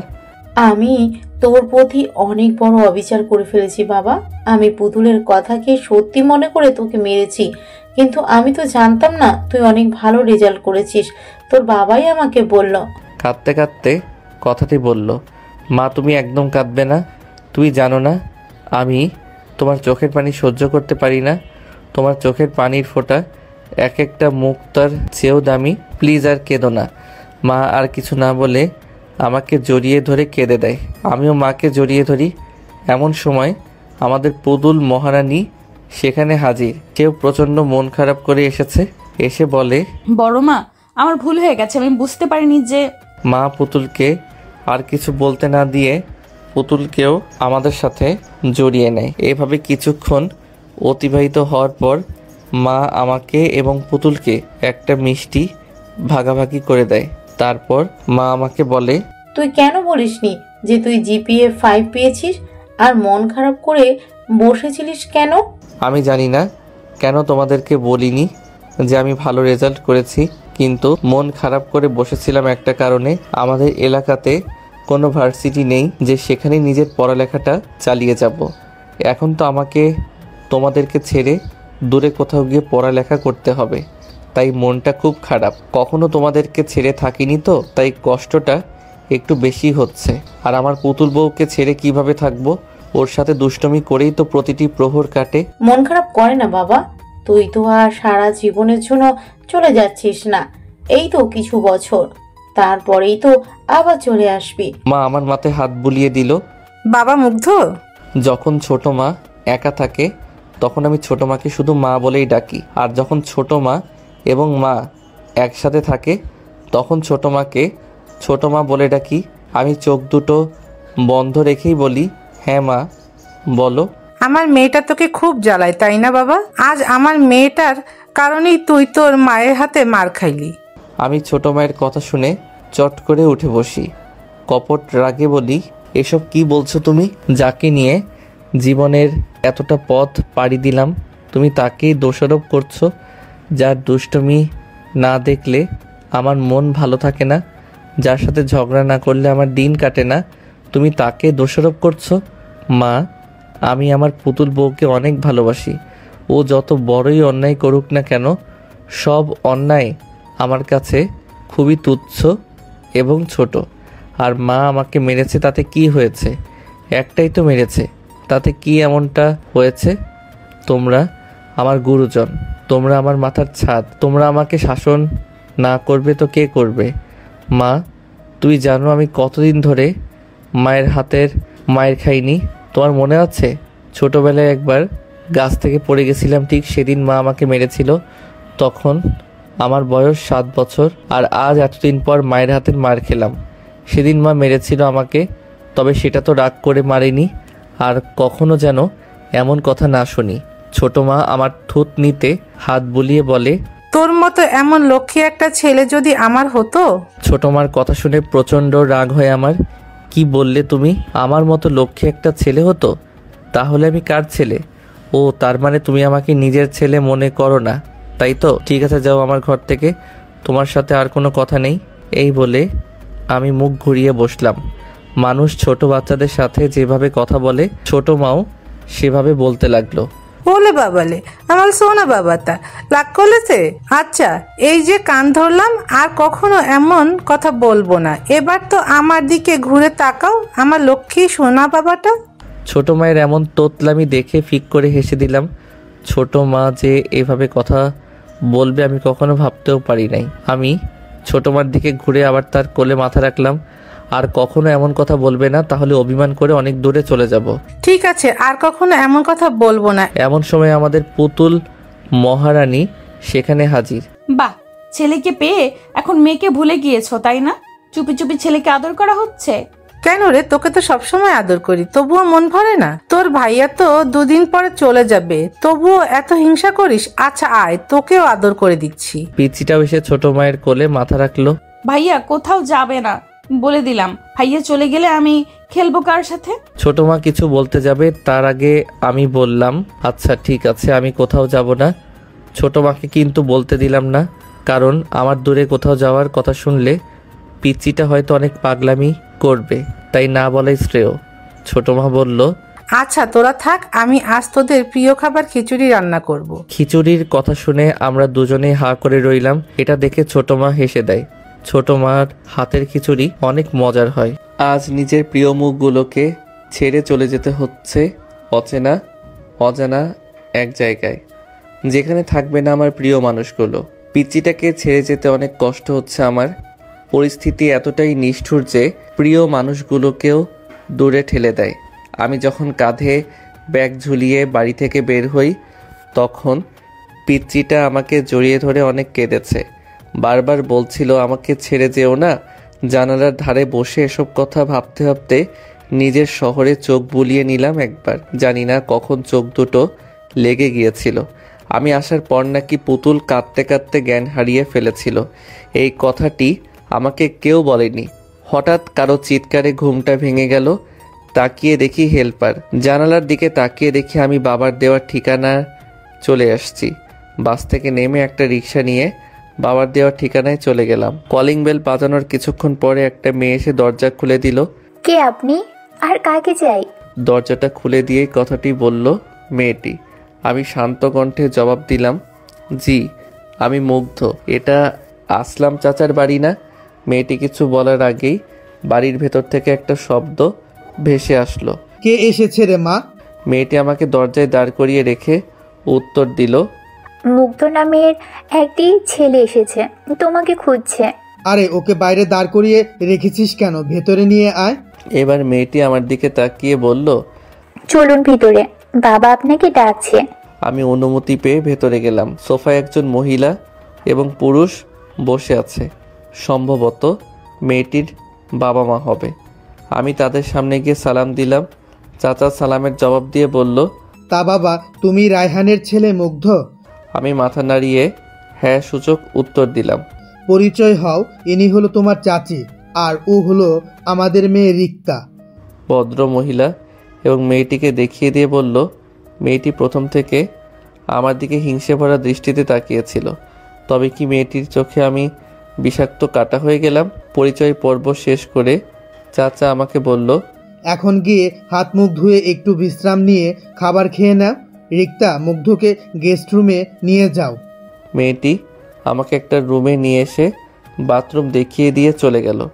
আমি ব্যাগটা বিছানায় ছুঁড়ে মেরে বাথরুম গিয়ে ফ্রেশ হয়ে নিলাম। তারপর বিছানায় শরীরটা এলিয়ে দিলাম। হঠাৎ শুনতে পেলাম, বাবা এই ছেলেটা কি আমাদের সাথে থাকবে? মনে হলো রিক্তা নামের মেয়েটি কথাটি বলল। আমার একটু বেশি কৌতূহল জাগলো মনে তাদের কথোপকথন শুনবার। ছেলেটি আমাদের সাথেই থাকবে। কিন্তু বাবা ছেলেটাকে দেখে আমার সুবিধার মনে হচ্ছে না, তুমি ওকে অন্য কোথাও থাকতে বলো। কি বলছো এসব? ও আমার ছোটবেলার বন্ধুর ছেলে। ওর বাবা আমার জীবনে কতটা অবদান রেখেছে তা তোমাকে বলে শেষ করতে পারবো না। আর অচেনা শহরের ছেলেটা কোথায় যাবে? আমি এত কিছু জানি না, তুমি ওকে তাড়িয়ে দাও। কেন এমন পাগলামি করছো তুমি? আমার কাছে তো মুগ্ধকে খারাপ লাগছে না। এবার রিক্তার মা বলে ওঠে, তোমার মেয়ে তো ঠিকই বলেছে, এভাবে অচেনা একটা ছেলেকে বাসায় জায়গা দেওয়াটা মোটেও ঠিক হবে না। তাছাড়া সে তোমার বন্ধুর ছেলে বলেই কি তোমাকে উদ্ধার করে দিয়েছে নাকি? আমারও ছেলেটাকে ভালো লাগেনি, বলা তো যায় না কখন বিপদ ঘটিয়ে বসে। আমাদের ঘরে এত বড় একটা মেয়ে আছে। ভদ্র মহিলা আর কিছু বলার আগেই চাচা বলল, তুমি চুপ করবে? সব সময় শুধু উল্টোপাল্টা চিন্তা করো। ছেলেটির মধ্যে কি রকম খারাপ দেখলে যে যার জন্য মনে হলো সে এতটা জঘন্য কাজ করতে পারে? মানুষকে ভালোবাসতে শিখো, তাহলেই না মানুষের মর্মটা বুঝবে। রিক্তা বলে ওঠে, বাবা তুমি ওকে অন্য কোথাও থাকতে বলো, না হলে আমিই কিন্তু এখানে থাকবো না। এই কথা বলে রিক্তা চলে যায় তার ঘরে। ভদ্র মহিলাও আর থাকলো না, স্থান ত্যাগ করে। আমি ঘরের ঝুলানো ঘুরতে থাকা ফ্যানের দিকে তাকিয়ে নিজেকে বলতে লাগলাম, মানুষ কতটা বিচিত্র হতে পারে। তা না হলে একটা অচেনা মানুষকে নিয়ে এতটা জঘন্য ভাবনা কিভাবে মনের মধ্যে পুষতে পারে? তাদের কথোপকথন শুনে আমার খুব একটা খারাপ লাগলো না, কারণ জীবনে যতটুকু পথ পাড়ি দিয়েছি এতেই পৃথিবীর মানুষ সম্পর্কে বেশ ভালোই ধারণা পেয়েছি। পৃথিবী যতটা না অদ্ভুত তার থেকেও বেশি অদ্ভুত এই পৃথিবীতে বসবাসরত মানুষরা। আমি বুঝে গিয়েছি এখানে আমার থাকা হবে না, আর থাকলেও খুব সংগ্রাম করে থাকতে হবে। আর আমার মনে হয় এই সংগ্রামের কোনো মানেই হয় না। মাঝে মাঝে কিন্তু জায়গায় প্রতিবাদ না করাই ভালো। এতে বোঝা যায় কোনটা মুখোশধারী মানুষ আর কোনটা ভালো মানুষ। আমি মুঠোফোনটি হাতে নিয়ে মাকে কল করলাম। দুবার রিং বাজতেই কলটা রিসিভ করলো। আমি কিছু বলার আগেই মা বলল, তুই ঠিকঠাক ভাবে পৌঁছে গিয়েছিস তো বাবা? যেতে কোনো অসুবিধা হয়নি তো? মায়ের কথা শুনে নিঃশব্দে একটা মুচকি হাসি দিলাম। মায়ের কাছে এখনো সেই ছোট্ট মুগ্ধই রয়ে গেলাম। পৃথিবীর সকল মা বাবার কাছে তাদের সন্তানরা ছোটই থেকে যায়, বড় হয়ে যায় তো শুধু সন্তান নামক কিছু অমানুষরা, যারা মা বাবার উপর অত্যাচার করে। হ্যাঁ, মা আমার আসতে কোনো অসুবিধা হয়নি। বাড়ির সবাই কেমন আছে মা? সবাই ভালো আছে, কিন্তু পুতুল কেঁদেই চলেছে, কাঁদতে কাঁদতে জ্ঞান হারিয়ে ফেলেছিল একবার। কথাটি শুনে আমার হাসি মুখটা মলিন হয়ে গেল। ভাঙা কণ্ঠে বললাম, কি বলছো এসব? পুতুল জ্ঞান হারিয়ে ফেলেছে আর তোমরা আমাকে বলনি? বললে কি হতো? চিন্তা ছাড়া কি আর কিছু করতে পারতি? এখন কি করছে? এখন একটু ঘুমিয়েছে। আচ্ছা, বাবা কোথায়? এই তো আমার পাশে, নে কথা বল। এই বলে মা বাবার হাতে ফোনটি দিল। হ্যাঁ বাবা বল, কি খবর তোর? ভালো। বাবাকে কিছু বলতে গিয়ে আটকে গেলাম। কি রে, কিছু বলবি? বাবা, আমি এখানে থাকতে চাই না। কেন? তাহলে তোর আঙ্কেলকে বল একটা বাড়ি দেখতে। ঠিক আছে বাবা। তারপর টুকিটাকি কথা বলে কল কেটে দিলাম। যাক, একটা ব্যবস্থা হয়ে গেল। কিছুক্ষণ পরে রিক্তা ডাকতে এলো খাবার খাওয়ার জন্য। আমি কিছু না বোঝার ভান করে খাবার খেতে গেলাম। তোমার বাবা বলল তুমি নাকি আমাদের সাথে থাকবে না। কেন বাবা, এখানে কি তোমার অসুবিধা হবে? খাবার খাওয়ার সময় চাচা কথাটি বলল।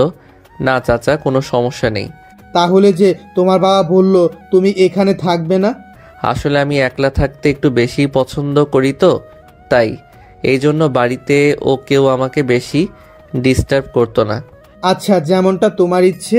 তারপর সবাই খাওয়া শেষ করলাম, কিছু সময় বিশ্রাম নিলাম। তারপর আমি রিক্তা এবং চাচা বের হলাম বাসা দেখার জন্য।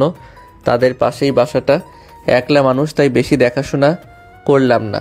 সন্ধ্যার মধ্যে সব কিছু গোছগাছ করে নিলাম। আমার পুতুল বউয়ের সাথে কথা বলবো বলে কল দিলাম মাকে। মা বলল, বাবা তোর বাড়ি পছন্দ হয়েছে? হ্যাঁ মা, হয়েছে। আচ্ছা মা, পুতুল কি এখনো ঘুমায়? না, ঘরে বসে আছে মন খারাপ করে।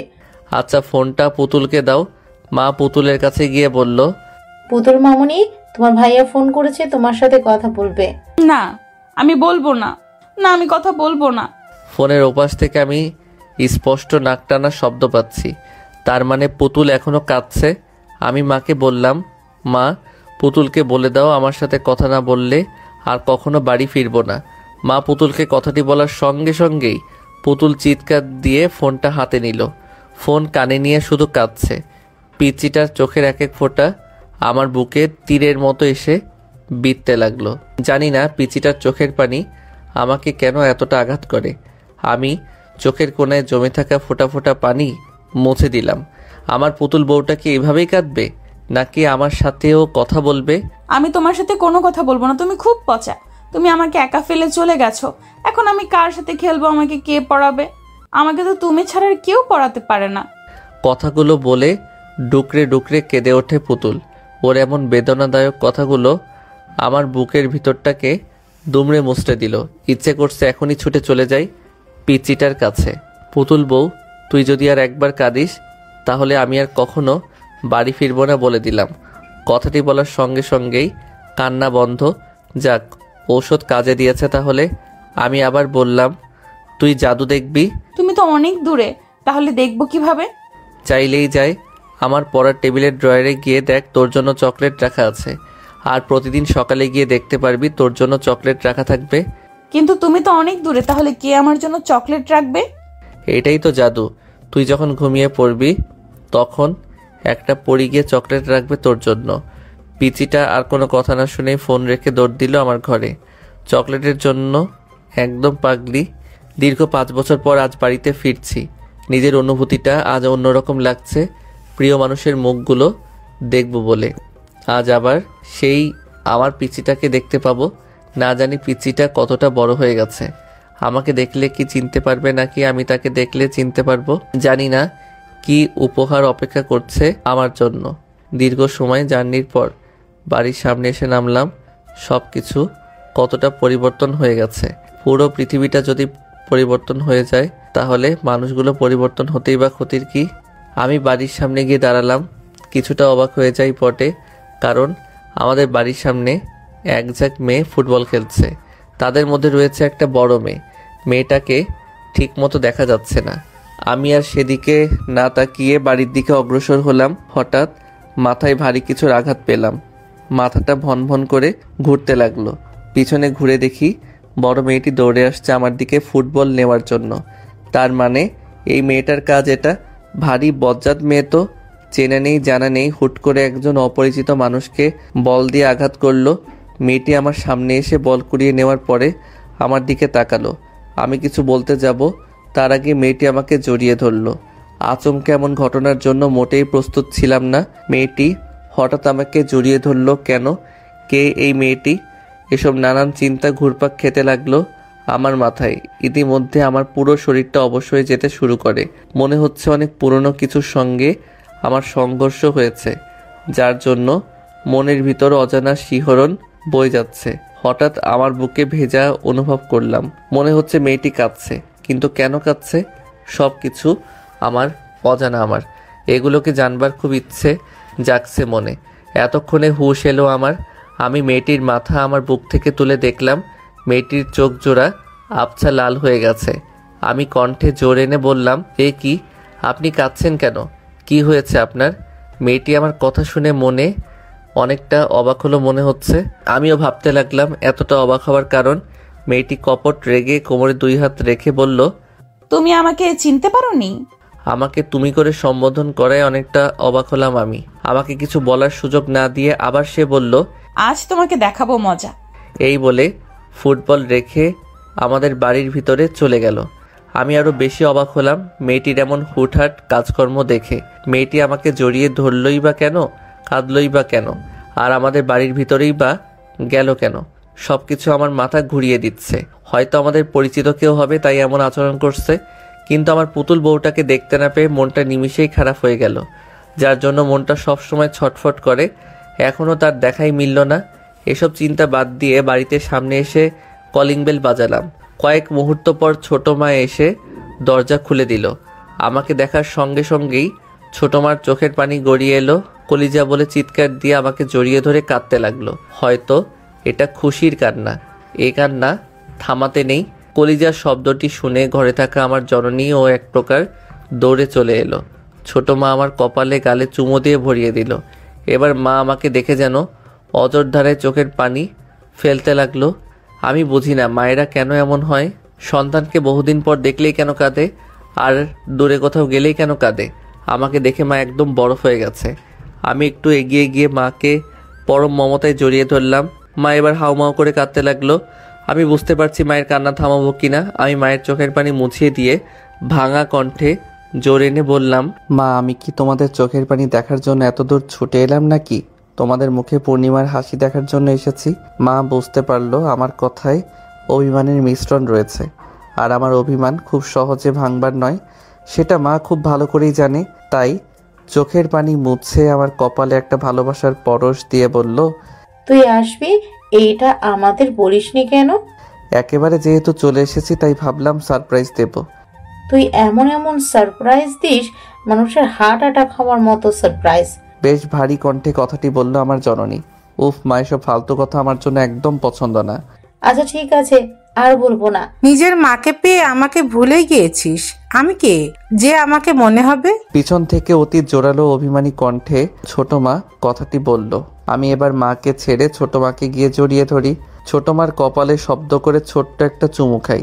আমি জানি ছোট মা আমার উপর বেশিক্ষণ রাগ বা অভিমান করে থাকবে না। ছোট মার কাঁধে আমার 2 হাত পেঁচিয়ে বললাম, তোমরা 2 মা মিলে আমার 2টো পৃথিবী। তোমাদের কাউকে আমি আলাদা চোখে দেখি না। মাকে যতটা ভালোবাসি তোমাকেও ঠিক ততটাই ভালোবাসি। তোমাদের 2 মায়ের মাঝে আমি কোনো বৈষম্য রাখি না। ছোট মা আমার মাথায় হাত বুলিয়ে দিয়ে বলে, আমরা ভাগ্য করে তোর মতো সন্তান পেয়েছি। আমি দুজনকে হাসানোর জন্য বললাম, আমি ভাবতেই পারিনি তোমরা এত তাড়াতাড়ি বুড়ি হয়ে যাবে। 5 বছরই বুড়ি হয়ে গেলাম আমরা? তা নয় তো কি, মাথার প্রায় চুল তো পেকে গেছে। তাহলে তো বুড়ি হয়ে গেছো তোমরা, তাই না? আমার কথা শুনে আমার 2 জননী ফিক করে হেসে দেয়। 2টো চাঁদের হাসি একসাথে হলে কতটা সুন্দর হতে পারে তার বর্ণনা দেওয়ার ক্ষমতা আমি অধমের নেই। মায়েদের সাথে খুনসুটি করলেও আমার 2 চোখ যেন খুঁজে হয় না অন্য কাউকে। আমি এসেছি পর্যন্ত এখন আমার পুতুল বউয়ের কোনো দেখা নেই। তোর পুতুল বউ ঘরে আছে। পিছন থেকে মায়ের কথাটি শুনে হকচকে উঠলাম আমি। বেশি ভনিতা না করে বললাম, আমি এসেছি। এটা কি পুতুল বুঝতে পারিনি নাকি বুঝে ও আসছে না তা জানি না, তবে তুই আসায় কয়েক মুহূর্ত আগে মন খারাপ করে হন হন করে ঘরে গেল। মনে হয় কারোর সাথে ঝগড়া করে এসেছে। আমি লাগেজ আর কাঁধের ব্যাগটা মায়ের হাতে দিয়ে গুটি গুটি পায়ে এগিয়ে যেতে লাগলাম পিচিটার ঘরের দিকে। আমার উল্টো দিক হয়ে ঘাপটি মেরে বসে আছে। এটা কি তার অভিযান? আমি কণ্ঠ কাঁপিয়ে ডাক দিলাম, পুতুল বউ। ডাকটি দেওয়ার সময় আমার যেন অন্তরাত্মা কেঁপে উঠল। আজ কত বছর পরে আমার সেই রেখে যাওয়া ছোট্ট পুতুলকে দেখবো আমি। ভাবতেই আমার মনের ভিতর সাগরের ঢেউয়ের মতো উতাল পাতাল শুরু হয়ে গেল। আমার মুখ থেকে পুতুল বউ ডাকটি শুনে পুতুল আমার দিকে ঘুরে তাকায়। সেই মেয়েটি যে আমাকে বাড়ির সামনে জড়িয়ে ধরেছিল, এবার আর অবাক হলাম না, কারণ আবছা আবছা বুঝতে পেরেছিলাম এই মেয়েটি আমার পুতুল বউ হবে। পুতুল এবারও বিলম্ব না করে দৌড়ে এসে আমায় জড়িয়ে ধরে। এবার আমিও পরম মমতায় জড়িয়ে নিলাম আমার পুতুল বউটাকে। দীর্ঘ কয়েকটি বছর পর প্রিয় মানুষটাকে বুকে জড়িয়ে নেওয়ার অনুভূতিটা যে কতটা প্রখর তা বলে বোঝানো খুব কঠিন। রেখে গেলাম সেই ছোট্ট পুতুলকে, আর এসে যে পুতুল বউকে এতটা বড় হতে দেখব তা ভাবনায় আনা মুশকিল। আজ আমার পুতুল বউটা কতটা বড় হয়ে গেছে।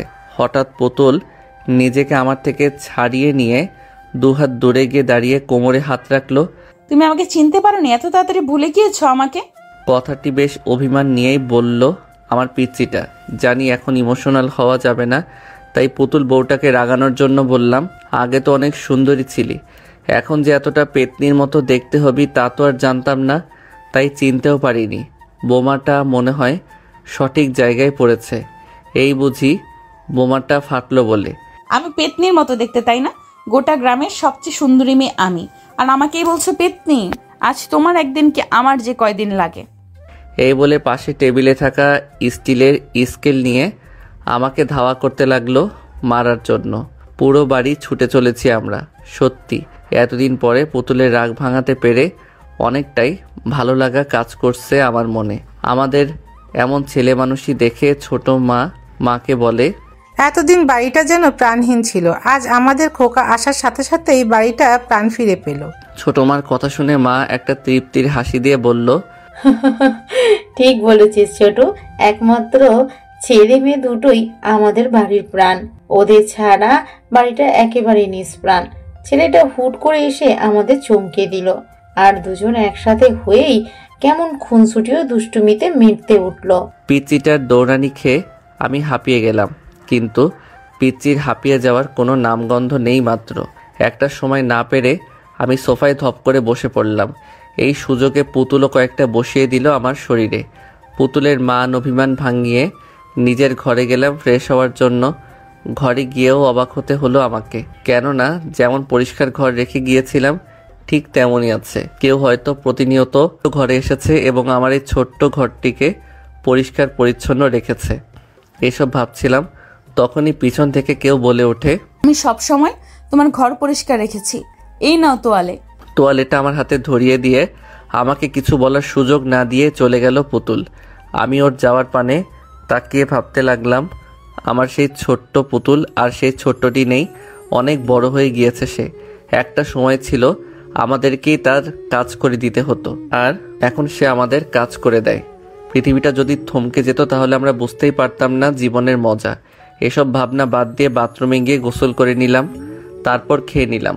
কিছুক্ষণ পর বাবা এবং ছোট চাচ্চু একসাথে বাড়িতে আসে, তাদের সাথে কুশল বিনিময় করলাম, তারপর আড্ডায় মেতে উঠলাম সবাই। হঠাৎ পুতুলের কথা মনে পড়ায় মাকে জিজ্ঞেস করলাম, মা পুতুলকে দেখছি না, পুতুল কোথায়? মা রান্নাঘরের দিকে ইশারা করে বলল, পুতুল রান্নাঘরে রান্না করে। আমি মায়ের কথা শুনে এবার আরো বেশি অবাক হয়ে গেলাম। কি আশ্চর্য, বাড়িতে আসার পর সবাই শুধু আমাকে অবাকই করে দিচ্ছে। পুতুল রাঁধতে পারে? কেন পারবে না? রান্না বান্না মেয়েদের জীবনের অনেক বড় এমন ভূমিকা পালন করে। পুতুল তোকে রেঁধে খাওয়াবে বলে অনেক কষ্টে রান্না করা শিখেছে, বিশ্বাস না হলে গিয়ে দেখ। যাক মা, আমার পথটা সোজা করে দিল পুতুলের কাছে যাওয়ার কথা বলে। না হলে হুট করে কিসের বাহানা দেখিয়ে পুতুলের কাছে যেতাম। তাই আর বিলম্ব না করে রান্নাঘরের দিকে অগ্রসর হলাম। গিয়ে আমি এক অপরূপাকে দেখতে পেলাম। ওড়না কাঁধে ঝুলিয়ে কোমরে বেঁধেছে পুতুল। পুতুলের মুখে একটু আটা লেগে আছে, দারুণ লাগছে দেখতে। পুতুল অতীতের তুলনায় বর্তমানে আরও বেশি সুন্দর হয়েছে। লম্বা কালো চুল, হরিণীর মতো টানা টানা চোখ, নাকটা হালকা উঁচু, চোখ দুটো বড় বড়, চুলগুলো হাঁটুর নিচে। পুতুলের চুল ছোটবেলা থেকেই বড়। আমার সামনে এ যেন এক মায়াবতী নারী দাঁড়িয়ে আছে। আমি পুতুলের ওই অপরূপ সৌন্দর্যের ভিতরে নিজেকে হারিয়ে ফেললাম। দরজায় হেলান দিয়ে মন ভরে পুতুলকে দেখতে ব্যস্ত হয়ে পড়লাম আমি। এদিকে কারো উপস্থিতি টের পেয়ে পুতুল দরজার দিকে তাকায়। আমাকে এভাবে দেখে কিছুটা নড়ে চড়ে উঠল। হয়তো আমাকে এভাবে আশা করেনি সে। এদিকে পুতুলকে দেখতেই বিভোর আমি। পুরো দুনিয়া যেন এই মুহূর্তে থমকে গিয়েছে। পুতুলের মনে শয়তানি বুদ্ধি জেঁকে বসে। গরম খুঁদি নিয়ে টিপি টিপি পায়ে আমার সামনে এসে দাঁড়ায়। তবু কোনো হেলদল নেই আমার। পুতুল গরম খুন্তিটা আমার হাতে ছোঁয়ালো, সঙ্গে সঙ্গে চিৎকার বেরোলো, কিন্তু চিৎকারটা বাইরে যেতে দিল না পুতুল। তার আগেই তার ওই নমনীয় কোমল হাত দিয়ে আমার মুখটা চেপে ধরে। পুতুল একদম আমার শরীরের সাথে লেপ্টে গেছে। আমি পুতুলের তুলনায় একটু লম্বা হওয়ায় আমার মুখ চেপে ধরায় আমার একদম কাছে আসতে হয়েছে তাকে। আমি পুতুলের চোখের দিকে তাকিয়ে একদম বরফ হয়ে যাই। কি আছে এই চোখে যার মায়ায় বারবার হারিয়ে ফেলছি নিজেকে। আমার গরম নিঃশ্বাস পুতুলের হাতে আছড়ে পড়ছে। এতে পুতুল শিউরে ওঠে, মনে হচ্ছে শরীরটা এলিয়ে দিল। পুতুল কেউ দেখে ফেলবে। পুতুল আমার মুখ থুবড়ে হাতটা সরিয়ে নেয়। দেখুক, তাতে আমার কি। আমি পুতুলের এমন মোহময় কথা শুনে বেকুব হয়ে গেলাম। কেউ দেখে ফেললে সমস্যা হবে। তুমি আমাকে চুপি চুপি দেখছিলে, তাতে কোনো সমস্যা নেই, আর আমি একটু এসেছি তাতেই যত সমস্যা। এই বলে পুতুল আবার নিজের জায়গায় গিয়ে রান্না করতে থাকে। আমি ওর কাছে গিয়ে ভাবতে লাগলাম পুতুল সত্যি আর ছোট নেই। ও বুঝতে পেরেছে কাছে আসার গুরুত্বটা। হঠাৎ খেয়াল করলাম পুতুলের হাতে কিসের যেন একটা দাগ। আমি পুতুলের হাতটা চেপে ধরে জিজ্ঞেস করলাম, পুতুল তোর হাতে কি হয়েছে? পুতুল তার হাতটা ছাড়িয়ে নেওয়ার ব্যর্থ চেষ্টা করে বলল, তেমন কিছু না, এমনিতেই। এমনিতেই যে দাগ পড়ে না পুতুল, সত্যি করে বলো। পুতুল পিট করে তাকিয়ে আমতা আমতা করে বলল, তোমার জন্য রান্না শিখতে গিয়ে তেল হাতে পড়ে একটু পুড়েছিল। পুতুলের কথাটা যেন সোজা আমার বুকে গিয়ে বিঁধল। সেই ছোট্ট পুতুল আমার জন্য এতটা কষ্ট করেছে। আমি কিছু না বলে শুধু মায়াবী দৃষ্টিতে তাকিয়ে রইলাম পুতুলের দিকে। রাতে ডিনার শেষ করে পুতুলের রান্নার অনেক প্রশংসা করলাম। এতে পুতুল অনেকটাই খুশি হয়েছে। বউ বা প্রিয় মানুষগুলো যখন আপনার জন্য কষ্ট করে রান্না করে, তখন একটু বানিয়ে হলেও তার রান্নার প্রশংসা করুন। এতে সে অনেকটাই অনুপ্রেরণা পায় এবং আনন্দিত হয়। প্রিয় মানুষগুলো কিন্তু সামান্য একটু প্রশংসা পাওয়ার জন্যই রান্না করে। সকালে ঘুমিয়েছিলাম, হঠাৎ পেটে ভারী কিছু অনুভব করলাম। ঠোঁটেও কোনো কিছুর স্পর্শ পাচ্ছি। চোখ দুটো খুলে দেখি পুতুল আমার পেটে বসে আমার ঠোঁটে লিপস্টিক মাখিয়ে দিচ্ছে। আমি নড়তে গেলেই পুতুল বলে, খবরদার নড়াচড়া করবে না, তাহলে কিন্তু খুব খারাপ হয়ে যাবে বলে দিলাম। আমিও চুপচাপ ওর পাগলামিগুলো দেখতে লাগলাম। পাগলিটা পারেও বটে।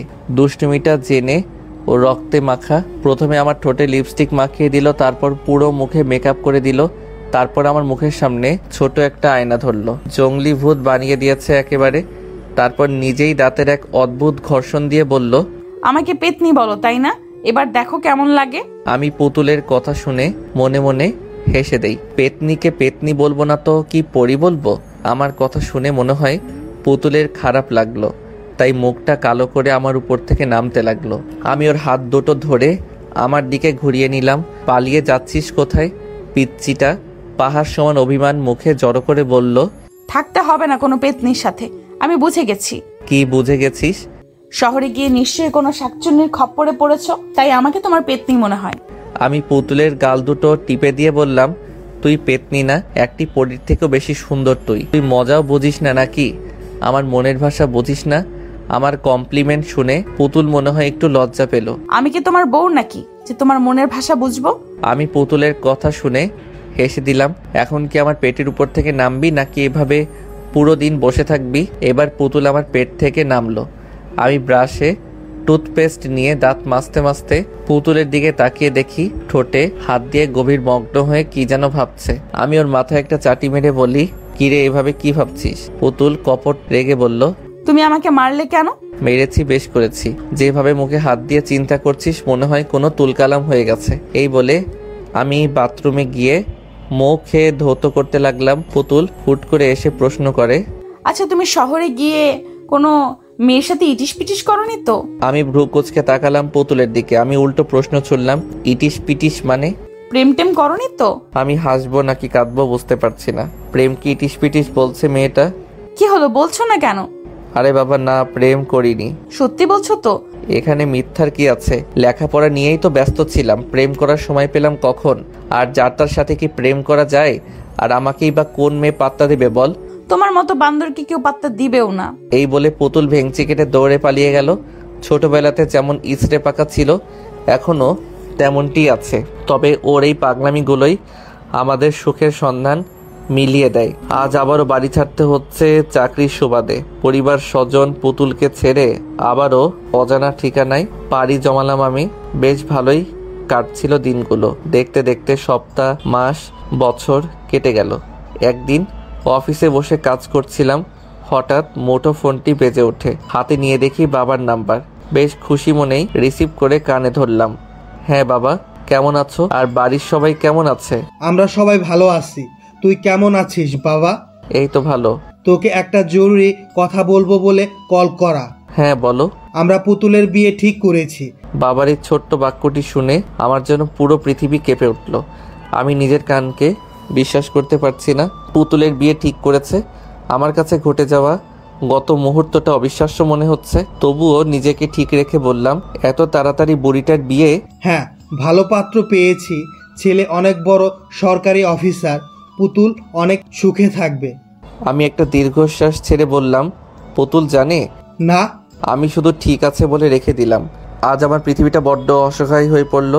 আমার পুতুল বউটা অন্য কারো হবে বলে, যাকে নিয়ে ছোটবেলা থেকেই আমার এই ছোট্ট মনে স্বপ্ন বুনেছিলাম, আস্তে আস্তে আমার চোখ দুটো ঝাপসা হতে লাগলো। আমি ভারাক্রান্ত মন নিয়ে বাগানে বসে বুকে দুহাত গুজে আকাশপানে এক পলকে তাকিয়ে আছি। ভাবছি 2 দিনে আমার পুরো পৃথিবীটাই উল্টে গেল। যাকে নিয়ে ছোটবেলা থেকে মনে ঘর বাঁধার স্বপ্ন পুষে রেখেছিলাম, এখন সে অন্য কারো হয়ে যাবে। এই কথাটি ভাবতেই বারবার বুকের ভেতরটা ছ্যাদ করে ওঠে। না পারছি নিজেকে সামাল দিতে, না পারছি নিজের অশান্ত মনকে শান্ত করতে, আর না পারছি পরিবারকে কিছু বলতে। কারণ আমি বা পুতুল ছোটবেলা থেকেই বাবার কথায় অনড় ছিলাম। কখনো বাবার কথার উপরে কথা বলিনি। এখনও সেই সাহসটা জোগাতে পারিনি পুতুলকে হারিয়ে ফেলবো। এই কথাটি ভাবলেই বুকের ভেতর দুমড়ে মুচড়ে একাকার হয়ে যায়। যার সাথে জীবনের পুরোটা সময় জুড়ে হেসে খেলে পার করলাম, সেই কিনা অন্যের ঘরের বউ হতে চলেছে। চোখের কোণে কখন পানি এসে বাসা বেঁধেছে টেরই পেলাম না। হঠাৎ পিছনে কারো উপস্থিতি টের পেলাম। আলতো করে চোখের পানি মুছে পিছনে তাকালাম। পুতুল দাঁড়িয়ে আছে। মুখ দেখে যতটা বুঝলাম তাতে মনে হলো পুতুলের মন আমার থেকেও বেশি খারাপ। আমি নিজেকে স্বাভাবিক রেখে বললাম, কি রে, কিছু বলবি? বলার জন্যই এসেছি। আজ অনেক কিছুই বলার আছে তোমাকে। তুমি সব সময় আমার কথা মজা ভেবে উড়িয়ে দাও, কিন্তু আজ আমি যা বলবো তা একদম মজা নয়। আজ পুতুলের কথার সুর পাল্টে গেছে। এতদিন তার বলা প্রতিটি কথায় দুষ্টুমি লুকিয়ে থাকতো, কিন্তু আজ মনে হচ্ছে পুতুল দুষ্টুমির মুডে নেই। আজ সত্যিই সে সিরিয়াস। আমিও ভনিতা না করে বললাম, আচ্ছা বল, কি বলার আছে? আমার দুজনে বাগানে পাতানো দোলনায় বসলাম। পুতুল একবার আমার দিকে মায়াভরা চাহনিতে তাকিয়ে প্রকৃতিকে দেখায় মন দিল। তারপর মিষ্টি কণ্ঠে বুলি ছুটতে লাগলো, ভাইয়া তোমার মনে আছে সেদিনের কথা, যেদিন তুমি পরন্ত বিকেলে নদীর ধারে বসে নদীর সৌন্দর্য দেখছিলে? পুতুলের কথা শুনে অনেকটাই অবাক হলাম। এত পুরনো কথাও পুতুলের মনে আছে? আমি কিছুটা আন্দাজ করতে পারলাম পুতুল ঠিক কী বলতে চাই। তবুও পুরো বিষয়টা পরিষ্কার হওয়ার জন্য বললাম, মনে আছে। সেদিন আমি তোমাকে বলেছিলাম, ভাইয়া তুমি আমাকে বিয়ে করবে, আমি তোমার সব কাজ করে দিব। সেদিন তুমি আমার কান টেনে বলেছিলে আমি যখন বড় হয়ে বিয়ের উপযুক্ত হব তখন তুমি আমাকে বউ বানাবে। আমি কথা কাটানোর জন্য বললাম, পাগলি, ওটা তো মজা করে বলেছিলাম। তোমার কাছে ব্যাপারটা মজার হলেও আমি কিন্তু একদম মজা করিনি। সেদিন তুমি বলেছিলে আমাকে বিয়ে করবে। আজ সত্যি তোমার বউ হতে চাই। আমি পারবো না অন্য কাউকে বিয়ে করতে। আমি তোমাকে অনেক ভালোবাসি ভাইয়া। আমি পুতুলের কথা শুনে ওর মুখের দিকে তাকালাম। চোখ দিয়ে নীরবে পানি পড়ছে। আমি কখনো ভাবতেও পারিনি পুতুল এত পুরনো কথা মনে রেখে সেই ভালোবাসার দাবি নিয়ে আবারও আমার সামনে এসে দাঁড়াবে। মানুষ জীবনে অনেক কিছু আশা করে না, কিন্তু সেই না চাওয়া জিনিসটাই জীবনে আসে। আবার অনেক কিছু চেয়ে হাজার চেষ্টা করেও পাওয়া যায় না। জীবন কি অদ্ভুত।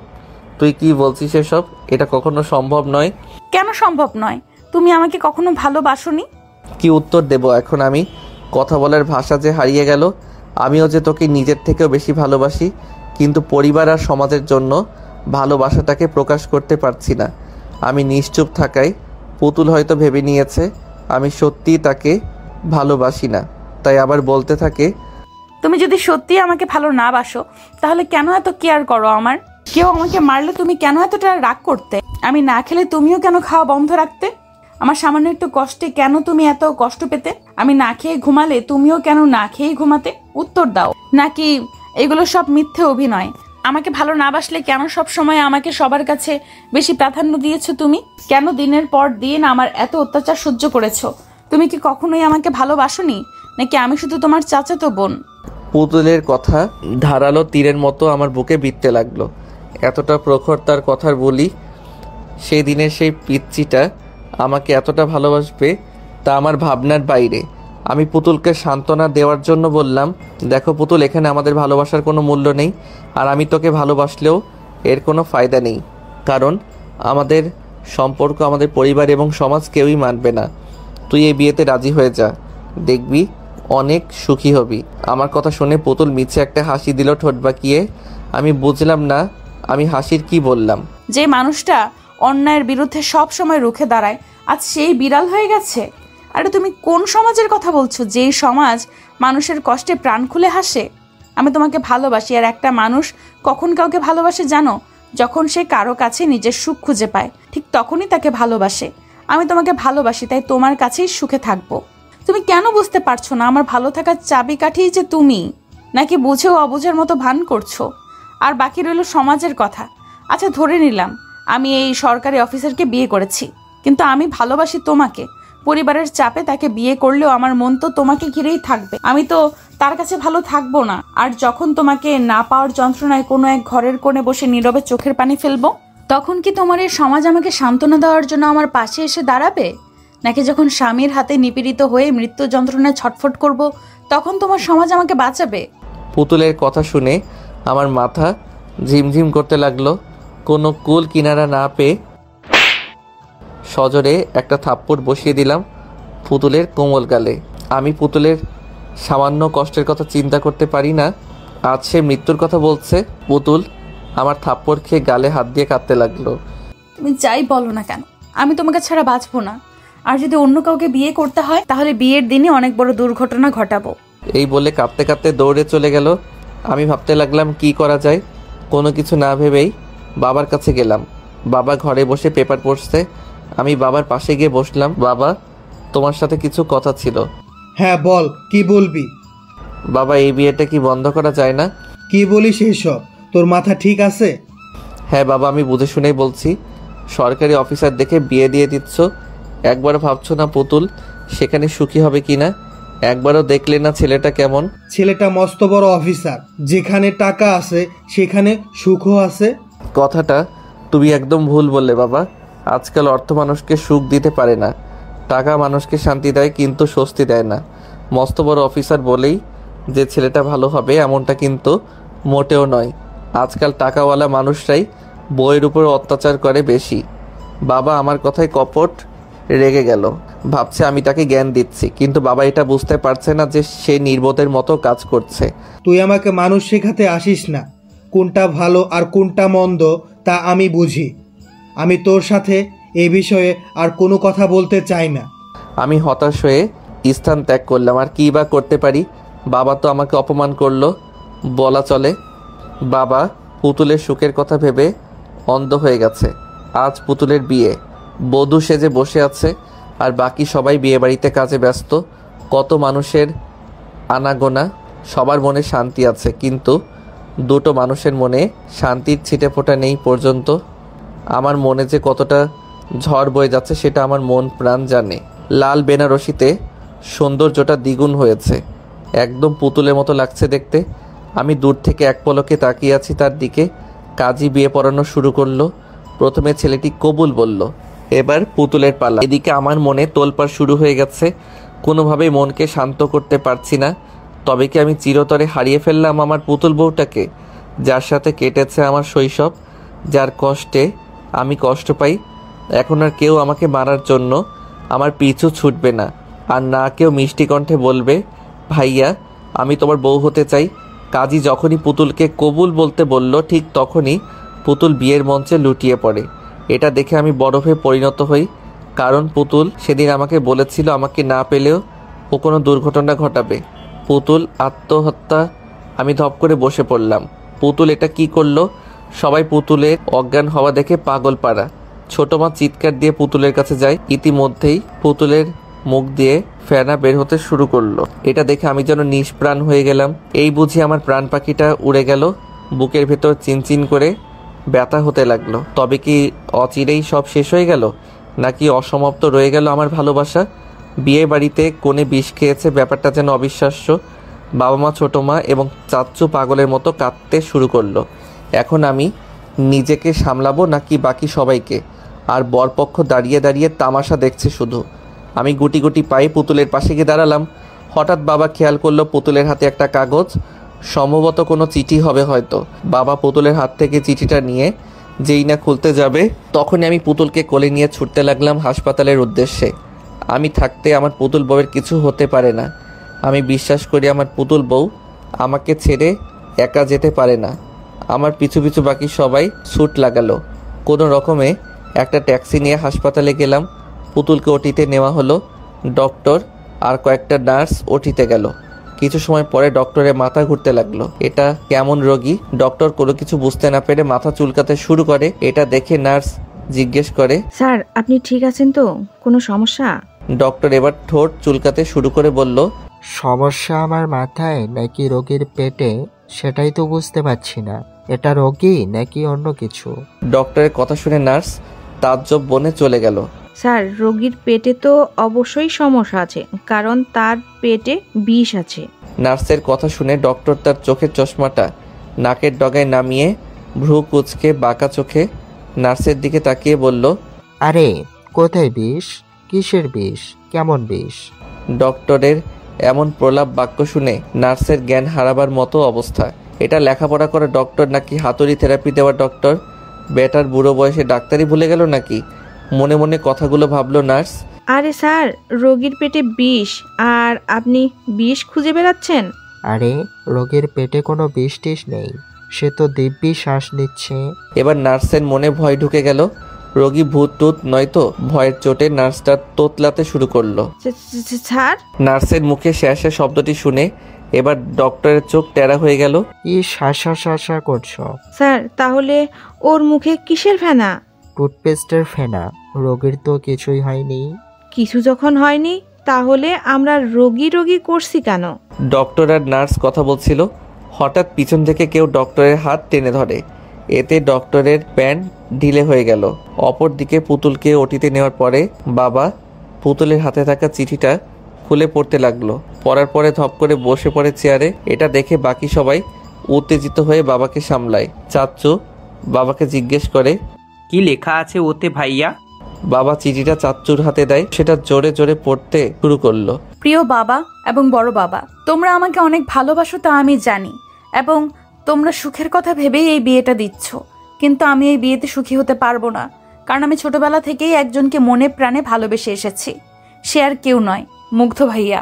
ছোটবেলা থেকেই স্বপ্ন ছিল ভাইয়ার বউ হবার। ভেবেছিলাম কখনো তোমাদের ছেড়ে অন্য কোথাও যাব না, চিরকাল আমরা একসাথেই থাকবো। আমি যখন ছোট ছিলাম তখন তোমরা আমাকে ভাইয়ার বউ বলতে, আর তখন আমার অনেক লজ্জা হতো, অপরদিকে খুশিও হতাম খুব। একদিন তোমরাই বলেছিলে আমাকে ভাইয়ার বউ করবে, কিন্তু তোমরা তোমাদের কথা ভুলে গেছো, এবং ভাইয়াও কথা দিয়েছিল আমাকে তার বউ করবে, সেও তার দেওয়া কথা ভুলে গিয়েছে। তোমরা কেউ আমাকে বোঝোনি আমি ভাইয়াকে অনেক ভালোবাসি, আর ভাইয়াও আমাকে অনেক ভালোবাসে। তোমরা আমাদের সম্পর্ক নাকি মানবে না, তাই তোমাদের সবাইকে ছেড়ে চলে যাচ্ছি একা। আমি পারবো না ভাইয়াকে ছাড়া বাঁচতে, তাই পাড়ি জমালাম না ফেরার দেশে। ইতি তোমাদের আদরের দুষ্টু পুতুল। চিঠিটা শুনে আমার মাথা ভনভন করতে শুরু করলো। আমি কখন তাকে বললাম যে আমিও ভালোবাসি? মেয়েটা মরবে তবুও কাউকে শান্তি দেবে না। চিঠিটা শুনে সবাই আমার দিকে কেমন যেন অদ্ভুত দৃষ্টিতে তাকালো। নিজেকে এলিয়েন মনে হচ্ছে। বাবা আমার সামনে এসে জিজ্ঞেস করলো, তোরা একে অপরকে ভালোবাসিস? আমাকে আমার পুরো কথা শেষ করতে না দিয়েই বাবা আবার বলে, তোরা একে অপরকে ভালোবাসিস সেটা আমাদের বলিসনি কেন? আমি কিছু বলতে যাব তখনই ওটি থেকে ডক্টর এবং নার্স বেরিয়ে আসে। সবাই ডক্টরের কাছে ছুটে যায়। বাবা ডক্টরকে প্রশ্ন করে, ডক্টর আমাদের মেয়েটার কি অবস্থা? ও ভালো আছে তো? ডক্টর নাগের ডগা চুলকাতে শুরু করে। এটা দেখে নার্স মনে মনে ভাবে, এই বেটার চুলকানির রোগ আছে নাকি? Danger coming coming. ডক্টরের কথা শুনে আমি হাঁ করে তাকিয়ে রইলাম। তার দিকে। খোকা, এটা আবার কোন দেশের ভাষা? আমি ডক্টরের কথা না বুঝে নার্সকে জিজ্ঞেস করলাম, নার্স, ডক্টর কি বলল? আমি তো কিছুই বুঝলাম না। এই সুযোগ ডক্টরকে পচানোর। নার্স 2 হাত মুঠো করে বললেন, আসলে উনি এলিয়েন গ্রুপের ডক্টর, নেপচুন থেকে ডাক্তারি শিখেছেন, তো তাই তার ভাষা কেউ বুঝে না। এই কথা শুনে ডক্টরের কান দিয়ে ধোঁয়া বেরোচ্ছে। খ্যাপা সারের মতো ফুঁসতে ফুঁসতে স্থান ত্যাগ করলো। এদিকে আমার ফিট হওয়ার মতো অবস্থা। কখন না জানি ঠুস করে জ্ঞানটা চাঁদের দেশে চলে যায়। এটা হসপিটাল নাকি পাগলা গারদ? চাচ্চু আবার নার্সকে জিজ্ঞেস করে, আমার মেয়ে ঠিক আছে তো? আসলে আপনার মেয়ের অবস্থা বেশি ভালো না, আপনারা গিয়ে দেখা করুন। সবাই তড়িঘড়ি করে ভিতরে ঢুকলো। ভিতরে গিয়ে দেখে পুতুলের করুণ অবস্থা, জোরে জোরে শ্বাস নিচ্ছে। ছোট মা গিয়ে পুতুলকে বুকে জড়িয়ে নিয়ে পাগলের মতো কাঁদতে থাকে। তুই এটা কেন করলি মা? একবার কি আমাদের বলতে পারলি না তোর ভালোবাসার কথা? আমরা তোদের কখনো আলাদা করতাম বল? তোরাই তো আমাদের ভালো থাকার চাবিকাঠি। তাহলে কেন করলি এমন কাজ? সবার চোখ দিয়ে অজর ধারায় পানি পড়ছে। বাবা পুতুলের মাথার পাশে বসে পুতুলের মাথায় হাত বোলাতে বোলাতে বলল, মারে, তুই কেন এত বড় একটা সিদ্ধান্ত নিয়েছিস? শুধু একবার মুখ ফুটে আমার মনের কথাগুলো আমাকে বললে কি আজ এই দিনটা আসতো? তুই তো আমাকে অনেক ভালোবাসিস, তবু আমায় বলতে পারলি না। এবার পুতুল অনেক কষ্টে ভাঙা কণ্ঠে জোরে এনে বলল, বড় বাবা, তোমাকে বললে কি ভাইয়ের সাথে আমাকে বিয়ে দিতে? পুতুলের এমন ভাঙা কণ্ঠের কথা শুনে সবাই ঢুকরে কেঁদে ওঠে। বাবা চোখের পানি মুছে বলল, হ্যাঁ দিতাম। এই কথাটি শুনে পুতুল এক লাফে উঠে বসে বলল, তাহলে এখন বিয়ে দাও ভাইয়ার সাথে। পুতুলের কাণ্ড দেখে এক একজনের চোখ ফুটবলের আকার ধারণ করলো। তো ইতিমধ্যে বুকে হাত দিয়ে ফ্লোরে লুটিয়ে আমি গিয়ে বরের বুকে কান পেতে শুনতে লাগলাম হার্টবিট চলছে নাকি পগার পার, কিন্তু না, এই তো দেখি গান বাজানোর বক্সের মতো শব্দ করছে তার হার্টবিট। আমি কানে কম শুনতে লাগলাম। কে যেন বরের মুখে পানি ঢেলে জ্ঞান ফেরালো। ও ফ্লোর থেকে উঠে বলল, আমি আর এই বিয়ে করব না। এই মেয়ে এত ডেঞ্জারাস, একে বিয়ে করলে 2 দিনের মাথায় আমার সুস্থ হার্ট অ্যাটাক করে কাতা চলে যাব। আমি নাই। এ বলে ছেলে হাওয়া হয়ে গেল। যা সালা, বর কোথায় ভ্যানিশ হয়ে গেল। যাক, আপদ বিদায় হলো। রাগে চাচ্চুর চোখ লাল হয়ে গেছে। তুই এতক্ষণ আমাদের সাথে নাটক করলি? এই বলে পুতুলকে মারার জন্য হাত তুলল। সঙ্গে সঙ্গে বাবা চাচ্চুর হাত ধরে ফেলল। আহ ছোট, কি পাগলামো করছিস? আমার বৌমাকে মারার কথা আর জীবনেও ভাববি না। বাবার কথা শুনে আমি টাসকি খেলাম। দাদার পোলা কয় কি? আর বৌমা শব্দটি শুনে পুতুল এতটাই লজ্জা পেল যে তার মুখ লাল টমেটোর মতো রঙে পরিণত হলো। বাবা আবারও বলতে লাগলো, দোষটা ছিল আমাদেরই, আমরাই বুঝতে পারিনি আমাদের ছেলে মেয়েদের। ছোটবেলা থেকে এতটা মহব্বত তাদের দুজনার প্রতি, আর আমি তো ভাবতেই পারিনি আমার পুতুল মা এতটা বড় হয়েছে যে সে কাউকে ভালোবাসতে শিখেছে। আমি আজকেই তোদের বিয়ে দেব। বাসর ঘরে ঢুকে দেখি পুতুল জায়নামাজ বিছিয়ে বসে 2 হাত তুলে দোয়া করছে। আমার দেরিতে আসাতে একাই নামাজ শেষ করলো।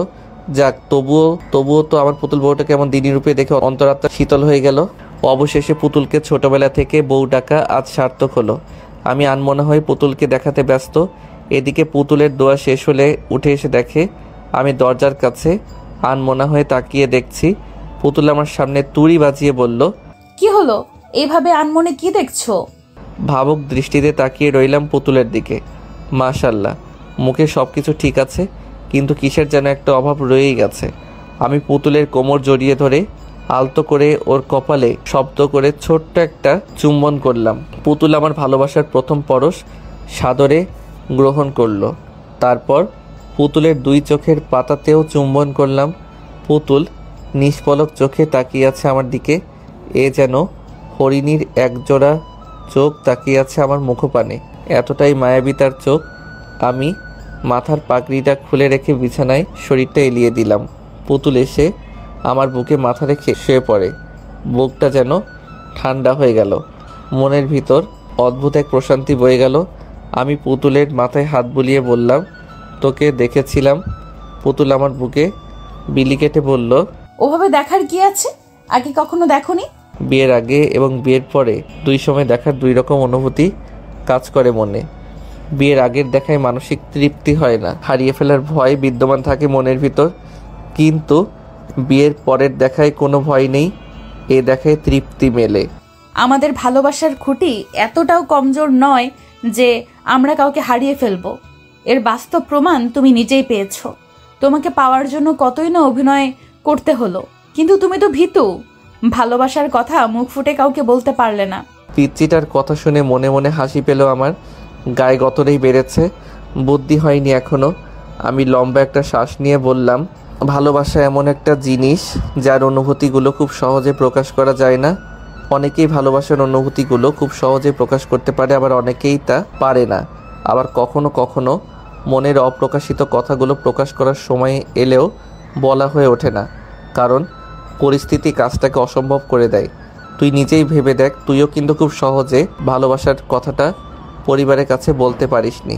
আমি যদি অন্য কারো হয়ে যেতাম তাহলে? বড় কঠিন প্রশ্ন, কিন্তু উত্তর সোজা। আমার কাছে ভালোবাসা মানে একটা মুক্ত পাখি, যার রয়েছে একটা নিজস্ব ঠিকানা। পাখিটা সারাদিন উড়ে বেড়ায় তার মুক্ত আকাশে এবং শেষে ছুটে চলে তার আপন ঠিকানায়।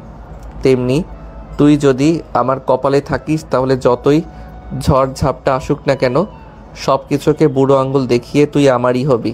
তোর ভালোবাসা যদি সত্যি হয়ে থাকে তাহলে অন্য কারো গল্প তো কি স্পর্শ করতে পারবে না। আমি বিশ্বাস করি সত্যিকারের ভালোবাসা কখনো হারিয়ে যায় না। একদিন হয়তো ভালোবাসার কোনো বৈষম্য থাকবে না, পৃথিবীটা ভালোবাসাময় হয়ে যাবে, কারণ সত্যিকারের ভালোবাসা কখনো হারিয়ে যায় না। আমি সেখানে যেতে চাই। তুমি আমাকে তোমার বউ বানানোর প্রথম কথা দিয়েছিলে। আমি কিছুটা অবাক হলাম পুতুলের কথা শুনে, কারণ জায়গাটা দূরে। এত রাতে সেখানে গেলে লোকে কি না কি বলে। এমন পাগলামি করিস পুতুল, যেতে অনেক সময় লাগবে। পুতুল আমার বুক থেকে মাথাটা তুলে আস্তে ধীরে তার ঠোঁট দুটো আমার ঠোঁটের কাছাকাছি নিয়ে আসে। তারপর আলতো করে আমার ঠোঁটে তার কোমল নমনীয় ঠোঁট দুটোর ছোঁয়া দিল। শিহরণ বয়ে গেল আমার শরীরে। এটা জীবনের দ্বিতীয় ছোঁয়া পুতুলের ঠোঁটে। পুতুল মায়াবী চোখে তাকিয়ে মায়াবী কণ্ঠে বলল, প্লিজ। পুতুলের কথায় এতটাই মায়া জড়ানো যে আমি না করতে পারলাম না। শুধু আমি কেন, পৃথিবীর যে কোনো পুরুষ মেয়েদের এমন মায়াবী মুখ দেখলে নিজের মনকে দমিয়ে রাখতে পারবে না। আচ্ছা ঠিক আছে চল, কিন্তু বেশি সময় থাকা যাবে না। পুতুল অনেকটাই খুশি হয়ে বলল, ঠিক আছে। তারপর পুতুলকে নিয়ে বের হলাম বাড়ি থেকে। সাথে নিয়েছি আমার পুরনো সাথী সাইকেলটাকে। বাড়ির বাইরে এসে পুতুলকে সামনে বসিয়ে ছুটতে লাগলাম সেই ঠিকানায় যেখানে আমি মন খারাপ হলে যেতাম। অবশেষে পৌঁছালাম সেই পুরনো জায়গায়। অনেকদিন আসা হয়নি এখানে, বড় অচেনা লাগছে জায়গাটাকে। নদীর ধারে ঘাসের উপর দুজনে বসলাম। পুতুল আমার কাঁধে হেলান দিয়ে চাঁদ দেখায় মন দেয়। আমি ঘটা করে প্রশ্ন করি, আচ্ছা ডক্টর আর নার্স তো বলল তোর অবস্থা খুব খারাপ, কিন্তু তোর তো কিছুই হয়নি, তাহলে তারা এই কথা বলল? কারণ আমি বলতে তুই সত্যি একটা ফাজিল মেয়ে। জন্মের পর থেকেই দুষ্টুমি শুরু হয়েছে তোর। আমার কথায় পুতুল কপট রেগে যায়। এই, আমাকে একদম ফাজিল বলবা না। তাহলে কি বলবে? ছোটবেলায় তো কম কাণ্ড করিসনি। মেয়েটা বোধহয় রাগ করলো। জানিস তুই আমাকে কেন ভালোবাসিস? পুতুল আমার প্রশ্ন ভ্রু কুঁচকে তাকালো আমার দিকে। কেন? যেদিন তোর জন্ম হয় সেদিন তোকে কোলে নিয়েছিলাম আদর করার জন্য। তোর কপালে গালে চুমু খেতে যাব, ঠিক তখনই তুই মুখ ঘুরিয়ে আমার ঠোঁটে চুম্বন করিস। তাহলে ভেবে দেখ তুই কতটা দুষ্টু। আমার কথা শুনে মনে হয় পুতুল লজ্জা পেল। চুমু খেয়েছি, বেশ করেছি, আর চুমু খাবো, বেশ করে চুমু খাবো। জন্মের দিন খেয়েছি, মৃত্যুর দিনেও খাবো। শুধু খাবো আর খাবো, পুরো দুনিয়া খাবো। পুতুলের এমন প্রলাপ বাক্য শুনে আমার চোখ আর চোখের জায়গায় নেই, চোখ কপালে উঠে গেছে। পাগল টাগল হয়ে গেলে নাকি? কি বলছে এসব? তারপর আর কথা না বাড়িয়ে চলে আসি সেখান থেকে। সেই রাতে আরও অনেক পাগলামি সহ্য করতে হয়েছে। আমার পুতুল বইয়ের অনেক বড় হয়ে গিয়েছে সে। সকালে ঘুমিয়েছিলাম, হঠাৎ কারো গরম নিঃশ্বাস আমার মুখের উপর অনুভব করি। নিঃশ্বাসটা অতীব প্রখর, তার মানে একদম আমার মুখের খুব কাছাকাছি। পিটপিট করে চোখের পাতা মেলে দেখি পুতুল আমার মুখের উপর নিয়ে নিজের মুখটাই নেই আমাকে দেখছে। আমি হুট করেই পুতুলকে আমার বুকে জড়িয়ে নিই। এতে ঠাস করে পুতুলের নাকটা আমার থুতনিতে বাড়ি খেলো। পুতুল নাক চেপে ধরে বলল, উফ গেল রে, আমার নাকটা ফেটে গেল। এভাবে কেউ জড়িয়ে ধরে? তোর নাকটা বড্ড উঁচু, একটু বোচা হওয়া দরকার। তুমি কি এখনো আমাকে তুই করেই বলবে? আপনি বা তুমি শব্দগুলোর থেকে তুই শব্দটিতেই বেশি ভালোবাসা এবং মায়া লুকিয়ে থাকে। তুই নামক সম্পর্কগুলোতে যে কতটা গভীর ভালোবাসা থাকে সেটা তুই ভাবতেও পারবি না। আচ্ছা, তুমি এত সুন্দর করে কথা বলো কিভাবে? চোখের সামনে যদি থাকে মাটির পরি, তাহলে শুধু আমি কেন, যে কোনো ছেলেই সুন্দর করে কথা বলবে। একটা ছেলের মনে লুকিয়ে থাকা ঘুমন্ত কাব্যিক ভাবনাকে জাগ্রত করার জন্য একটা মিষ্টি মেয়ের মায়াবী মুখ এবং লম্বা চুলের এক ফালি চুল যথেষ্ট। থামো থামো থামো, অনেক হয়েছে। তোমার জন্য কফি নিয়ে এসেছি, খেয়ে নাও। পরে ঠান্ডা হয়ে গেলে আমার দোষ নেই। আর কফি? যেখানে গরম কফির মালিক আমার বুকে, সেখানে কফি ঠান্ডা হলে সমস্যা নেই। হয়েছে অনেক ন্যাকামি, এখন উঠে ফ্রেশ হয়ে বাইরে গিয়ে দেখো কারা এসেছে। পুতুল আর কিছু বলার সুযোগ না দিয়ে এক প্রকার পালিয়ে গেল। আমি কফির মগে চুমুক দিলাম। এটা মা বা ছোট মার হাতের তো নয়। পুতুল আমার জন্য কতটা কষ্ট করছে ভাবতেই আমার মনের ভিতর অদ্ভুত এক প্রশান্তি আসে। তারপর ফ্রেশ হয়ে বাইরে গেলাম। ড্রয়িং রুমে আমার বন্ধুরা এবং পুতুলেরও কিছু বন্ধু এসেছে। এগুলো সব আমার স্কুল কলেজের বন্ধু। আমি তাদের সামনে যেতেই এক বন্ধু বলল, কি রে, চুপি চুপি বিয়ে করে ফেললি আর আমাদের জানালি না পর্যন্ত? এতটা স্বার্থপর রে তুই?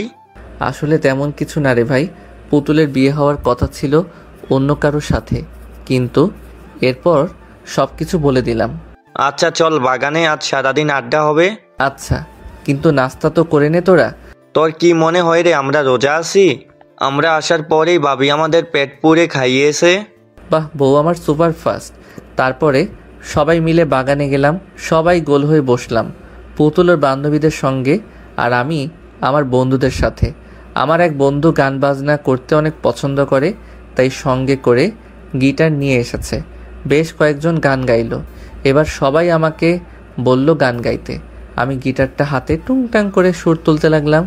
ইস কদর তুমসে হামে প্যার হো গয়া, হদ সে জ্যাদা হদ সে প্যার হো গয়া। এটুকু বলে আমি পুতুলের দিকে এক পলক তাকালাম। পুতুল আমাকে একটা মিষ্টি হাসি উপহার দিল। হামে ইश्क तेरी यादों से, हमें इश्क तेरी बातों से, तेरे नींद में आते ख्वाबों से, तेरे साथ हुए मुलाकातों से। আমি বলাই পুতুল বলতে শুরু করে, हमें इश्क तेरी यादों से, हमें इश्क तेरी बातों से, मुझे इश्क है तेरे चुने से, मुझे इश्क है तेरे होने से, इस कदर तुमसे हमें प्यार हो गया। পুতুল বলল। গান শেষ হওয়ার পর সবাই করতালি দিচ্ছে। আমি আর পুতুল একে অপরের দিকে নিষ্পলক চোখে তাকিয়ে আছি। অবশেষে আমাদের ছোটবেলার ভালোবাসা আজ পূর্ণতা পেল। আজ খুব চিৎকার করে বলতে ইচ্ছে করছে, আমার পুতুল বউ, ভালোবাসি যে তোকে, বড্ড বেশি ভালোবাসি। সমাপ্ত। নিয়মিত গল্প পেতে আমাদের সাথে থাকুন, বেশি করে কমেন্ট এবং লাইক করুন, তাহলে পরবর্তী গল্পগুলো খুব তাড়াতাড়ি আসবে।